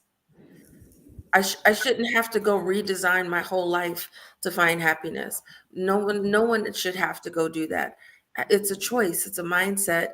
And there are some things that I believe need to be changed, but it's still attainable. And I'm not trying to be nobody's weak little baby girl in order to accomplish that either. Yeah, but I think it's a place for duality within any relationship, as well. And I don't think that you necessarily have to be weak per se, but it's a little bit of something for everybody. One of the things that I wanted to say too is that I like what you said, Dr. J, the word that I was writing it down as you were speaking, but honesty, right? A big issue is that we're not able to be honest with ourselves, which is why we can't be honest with other people. And it's about being honest with you, being aware of yourself, and bringing certain things into your conscious pattern. Like everything that we do is a habit, is nothing but a pattern that we've gone over and we've constantly repetitiously played over and over again, right? Your parents told you, wake up, wash your, brush your teeth, use the bathroom, wash your face, whatever else. These are patterns that we just we repeated over and over until it became unconscious. So now we get up and we do. That's even with our bad habits. Our bad habits are things that we just get up and we do because we've been doing it for so long. And I think that a lot of people are afraid of themselves being honest with themselves. I had a client who we was having this conversation. It was I'm gonna say it was a male, right? And he was just like, oh, well, I was talking to this girl and, she came at me and was like, oh, I'm not trying to tell his business for real, but like, let's just say she came at me and say, well, I am celibate right now in this relationship. And so he was like, well, I'm just gonna friend zone her and whatever else, but I'm gonna help her do X, Y, and Z. And then it was like, I'm friend zoning her, but I'm gonna help her do X, Y, and Z. Oh, then a couple months later it was like, yeah, then because I helped her do X, Y, and Z, then it seemed like she ain't really celibate right now because X, whatever else is happening. And I was like, you're just being manipulative. I was like, you never wanted to entertain her as a true friend. You wanted to be with her sexually. And instead of you being honest with yourself, saying, this is what I want, and giving her that and expressing that to her and giving her that opportunity to say yes, no, and then just show up, like letting that be that, you decided for her, because just in your conversation, she said, I'm celibate. You was like, oh, nah, I ain't finna mess around with her because she don't want da da da.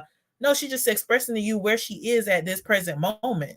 But maybe if you would have gave her the opportunity to say, hey, I want to date you, I do want to have sex with you, at some point, and blah, blah, blah. I was like, you could have just had the conversation and let things transpire. I was like, but what we do is we're not honest with ourselves. Then we get upset with other people because we start to then put our own focus and idea and all these other things. We start projecting onto them. And then we're in a place where we're like, well, girls don't know what they want. Or with women, men don't know what they want. No, sis, you don't know what you want. So because you're unclear with what you want, you're talking to a man that knows he just want to have sex. But you're trying to make him your boyfriend, and he done told you he ain't looking for a girlfriend. He just want to have sex. But you thinking, if I stay here long enough, then maybe he'll change his mind. No. You can't change somebody else's mind for them, but you need to be stern on your mindset and what it is that you want and be able to walk away. And that's the problem, because we don't want to walk away. We want to shift everybody. We want to change everybody's mind instead of changing ourselves. And then you get mad at the end of the day when stuff don't go your way. It never was your way. You had these rose-colored lenses on, and the rose-colored lenses allow all the red flags to blend right on in, and you chose to keep on walking with it. And y'all know I collect red flags, just in case you didn't know. I'm that girl. Okay, so but if you okay with the red flags, go have fun. Like if you're a person somewhat like me, now okay, I'm seasonal with it. I don't do this all the time. I'm just letting y'all know. But if you know you just want to have fun, go have fun, and keep in your conscious mind, I'm just having fun. You have to remind yourself, I'm just having fun. This is not serious. This is blah, blah, blah. Even if things start to change and transpire, you need to know what you want first, not just what this other person and how they're responding to you or how they're reacting or whatever else. Be clear in it. And I think clarity is very important in all of the things. You know what I'm saying? So even going back to what we were saying before, being strong, being independent, there's nothing wrong with you being strong. There's nothing wrong with you being independent, but you need to understand what the hell you really want. And then understand what it takes to solidify yourself in that, because some of your actions don't reflect what it is that you're saying, your words. And so when you find men who are doing the same thing, their actions don't correlate with their words, is because yours don't. So you have to check you first. And then after you check yourself, you'll wind up vibrating in a situation where the right person is going to come to you. But right now, they can't see your frequency because it's off. They can't tune in. Or yeah, all that. Or I was about to type it in the chat, but and this is a whole nother topic, but kind of the same, that we're so strong and independent that we lack the ability to just have fun and have pleasure. Another topic, another day. That's all I'm saying. Oh, I'm here for that one. But I wanted to, because Carmel been quiet. Mm-hmm. Oh, she waiting for you, Carmel, to unmute that mic. Listen, I'm taking it all in. I'm listening. You're making amazing points. I've got nothing more right now. Carmel said, don't be throwing me well, under maybe the it's bus. time to wrap it up. Shoot, Maybe it's time to say, hey, it's a wrap. Hey, I do. Listen, this was good, though. Did Jamila I think this has been my favorite topic, my favorite conversation we've had. I think. Well, so this is what we need to do, and I think we've already done it. Really, we've kind of brought it back to some solution based, because that's what we are. Black Coffee, Honey, and Grits. Mm-hmm. We will talk about all the things and all the topics, but we want to be solution based as well. And there is no real solution all. that I'm saying is for me, the biggest thing has been honesty, but with me. Yeah. And just being real about it. Because once that happens, everything else is so clear. So just being honest, being able to communicate it, and moving forward, and understanding that, yes, I'm going to have some missteps. Yes, I'm going to not always be 100% happy with whatever, but just knowing that I still have to be honest with myself, and I create my life. So those are my tips for everyone who's watching. I'm Dr. Jamesia, the nurse practitioner extraordinaire. I am also intermittent fasting and mindset coach, YouTube influencer, speaker, author, all the things. And I'm 1/5 of Black Coffee, Honey, and Grits.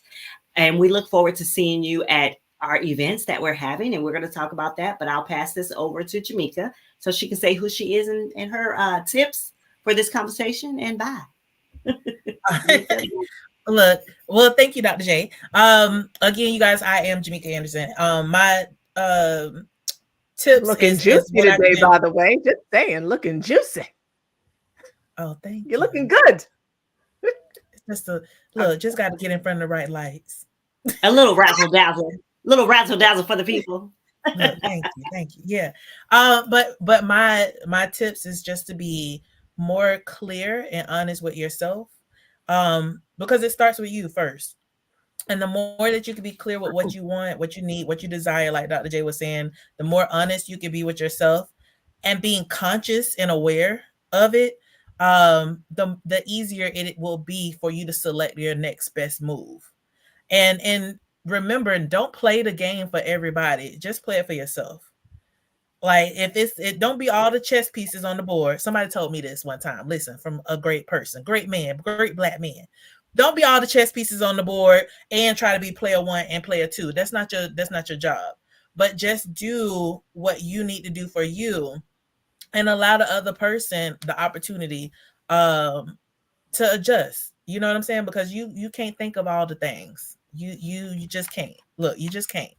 But again, my name is Jamika. You guys definitely check me out on YouTube. Go look at the books, you guys. I have two introspective journals that are out. One is called Reflections, the other is called Growth, both available on Amazon.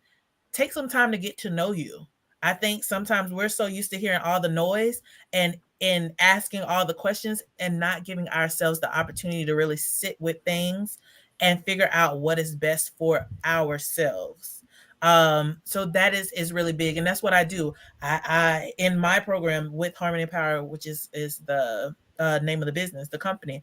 But within that, what we do is we listen to ourselves. I help you strategize things that you need for yourself, because sometimes we're so busy talking and listening to other stuff that we're not clear on what's our voice and what are all the other things. And I help you to do that. We have tools for it. You have the journals, you have other writings, you have a community that will help foster those things, those ideas.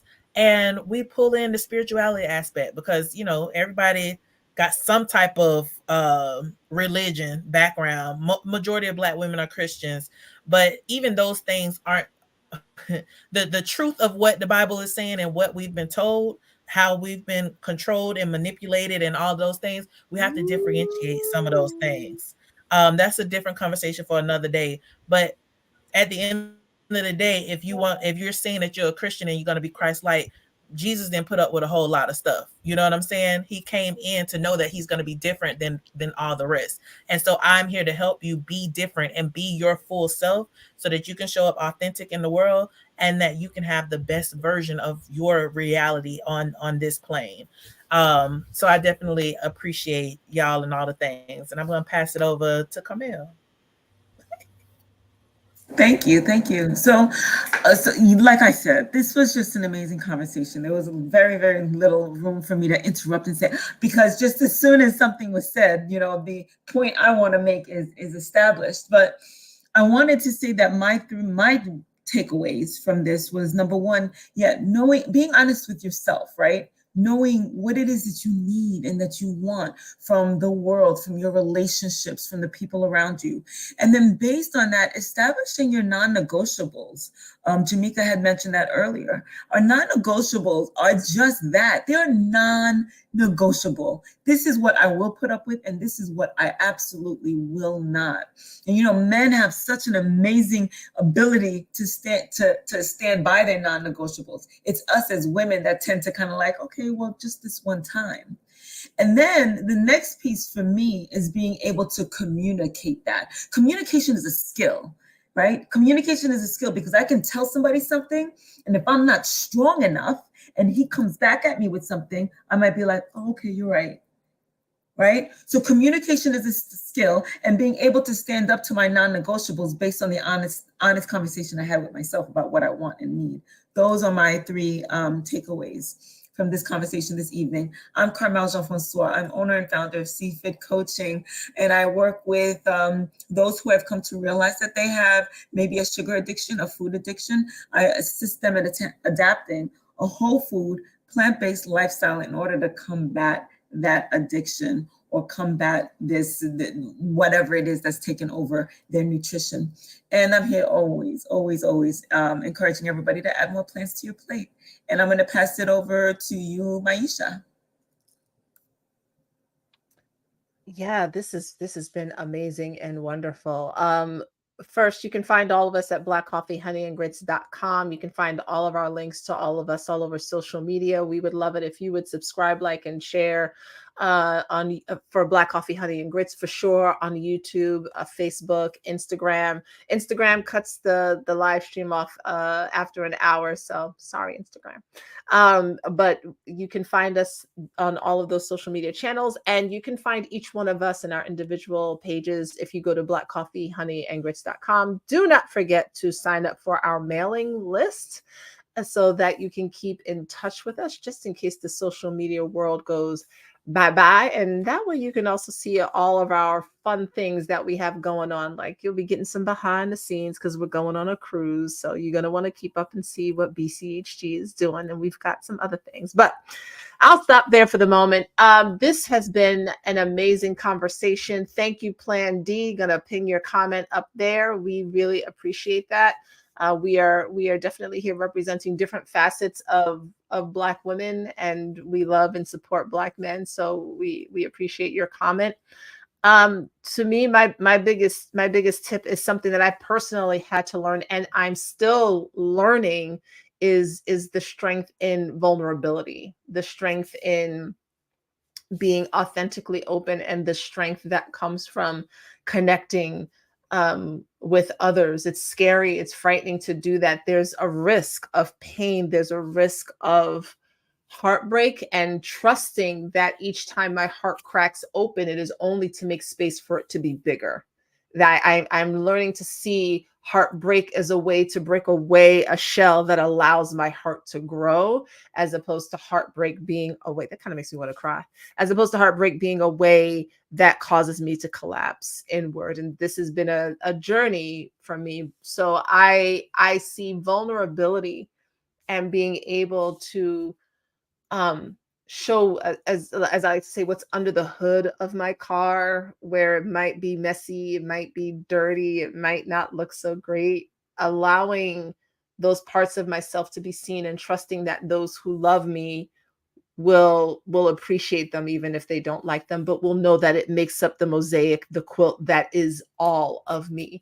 And I think that as women and men, if we do more of that in relationships, we will weed out the people who are not meant for us, instead of putting up a facade and hoping that they'll never find out how messy we are, because they will, and then they'll feel lied to. But if we do that, we'll weed out the people who aren't for us, and we'll attract more of the people who are. So that's my tip, is to be vulnerable. Allow yourself to take a deep breath in, exhale, and have the scary conversations. My name is Maisha on the line. I am Devi Maisha. I am the Sensual Energy Alchemist. I'm a master life coach and teacher of sensuality, and my business, Sensual Energy Alchemy, reconnects Black women to their confidence and their power through their sensuality and their pleasure. You can actually join me tomorrow, Sunday, ladies. Sorry, fellas, right now I just focus on the women. That's my gift to you, to focus on the women. You can actually, ladies, you can join me tomorrow. I'm having the last of my free open houses. So it is going to be Sunday, February 25th at 3 p.m. Eastern. You can sign up at the link is bit.ly. That's B like boy, IT like Tom.ly/sensual open house, not sexual, sensual. bit.ly/sensual open house. You can sign up and come and join me and the other women who are going to be there. And with that, I will toss the microphone over to Shelly. We are so excited you all have been here with us tonight. We'll be back here. We are here the third Saturday of every month at 4 p.m. going live. Third Saturday of every month. So go ahead and put it in your calendars, 4 p.m. Eastern. Shelly, the mic is yours. Awesome. So for me, my thoughts, and we're going to talk about something coming up too, but it's about tearing down the walls, eliminating the fraud, the fake, the clouds, really just trying to be transparent and authentic behind that. So it's authenticity, honesty, and comfort, because I am comfortable with my way, and I don't believe that any of us need to be uncomfortable. We don't need to live a lie to make somebody else happy. We should be our authentic selves. That is all I have to throw at the table. However it was done, and got nothing to do with how it's getting done, because let's face facts, we don't even want to be like some of these people who we're listening to. So it sounds so hard when I hear some people say it, but we're out here listening to people we have no desire to be like. So let's just be comfortable and honest with ourselves about what our wants and needs are. What did you say, Dr. J? I wrote it down. You said want, need, and desire. Let's be clear about what we want, need, and desire, and just sit in it. Because for one person, that's going to be the big mansion. For the next person, that's going to be a tiny house off grid or whatever. And everyone is happy. So who am I to tell you that your happiness is not good enough? We're not the same. So there's that.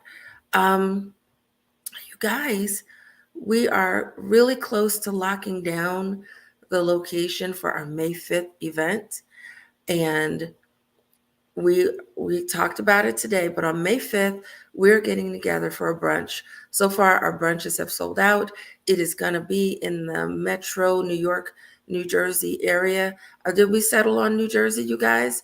So, okay, so it's going to be somewhere northern central New Jersey. We're withholding the locations for right now, but very, very soon we are going to be picking a location. We are going to be updating the website, I believe, as of Monday, and you will be able to go in and purchase your ticket for the brunch and join us. We get together, we share a meal, we share conversation, and work really hard to lift each other up. These events so far have been co-ed, so if you fellas want to join us, you are welcome to. So that is it. And then as far as me, I am Shelly A. Carter out of New Jersey. I'm a cross-licensed real estate professional. I hold real estate banking and life insurance licenses.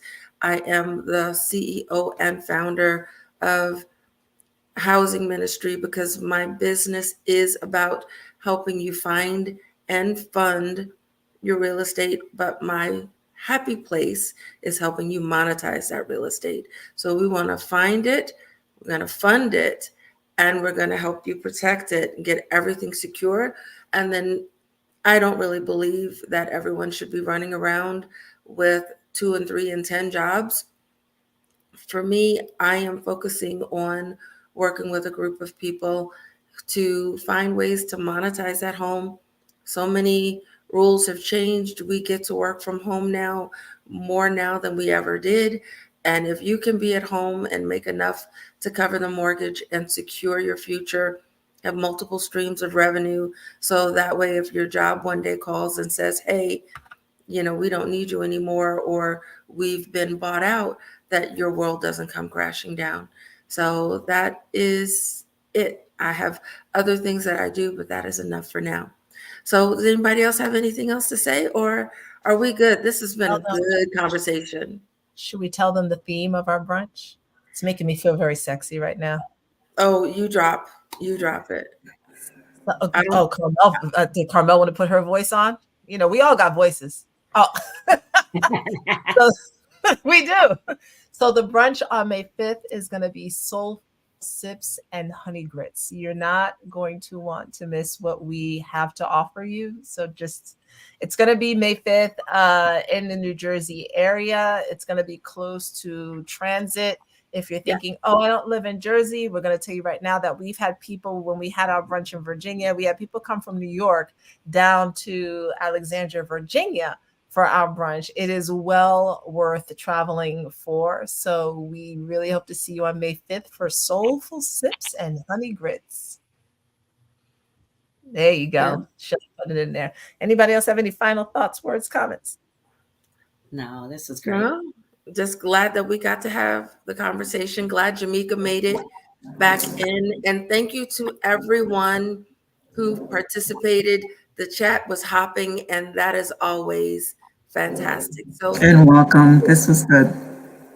Oh, we got merch. Oh, yeah. We do. We have merch. Yes. T-shirts, sweatshirts, mugs. And a little bit of black coffee. Fantastic duffel bag. I wish I had a duffel bag. Yes. Thank you, Clancy. Yes, the Maisha voice. All right, y'all. We are going to sign off now. We are going to stay on here for a moment, but we are going to stop going live for you all. We will be back here the third Saturday in March. Happy leap year, everyone. Stay tuned to us. You're going to be catching us on our cruise, so stay tuned. All right, y'all. Thank you, Kadesh. Bye.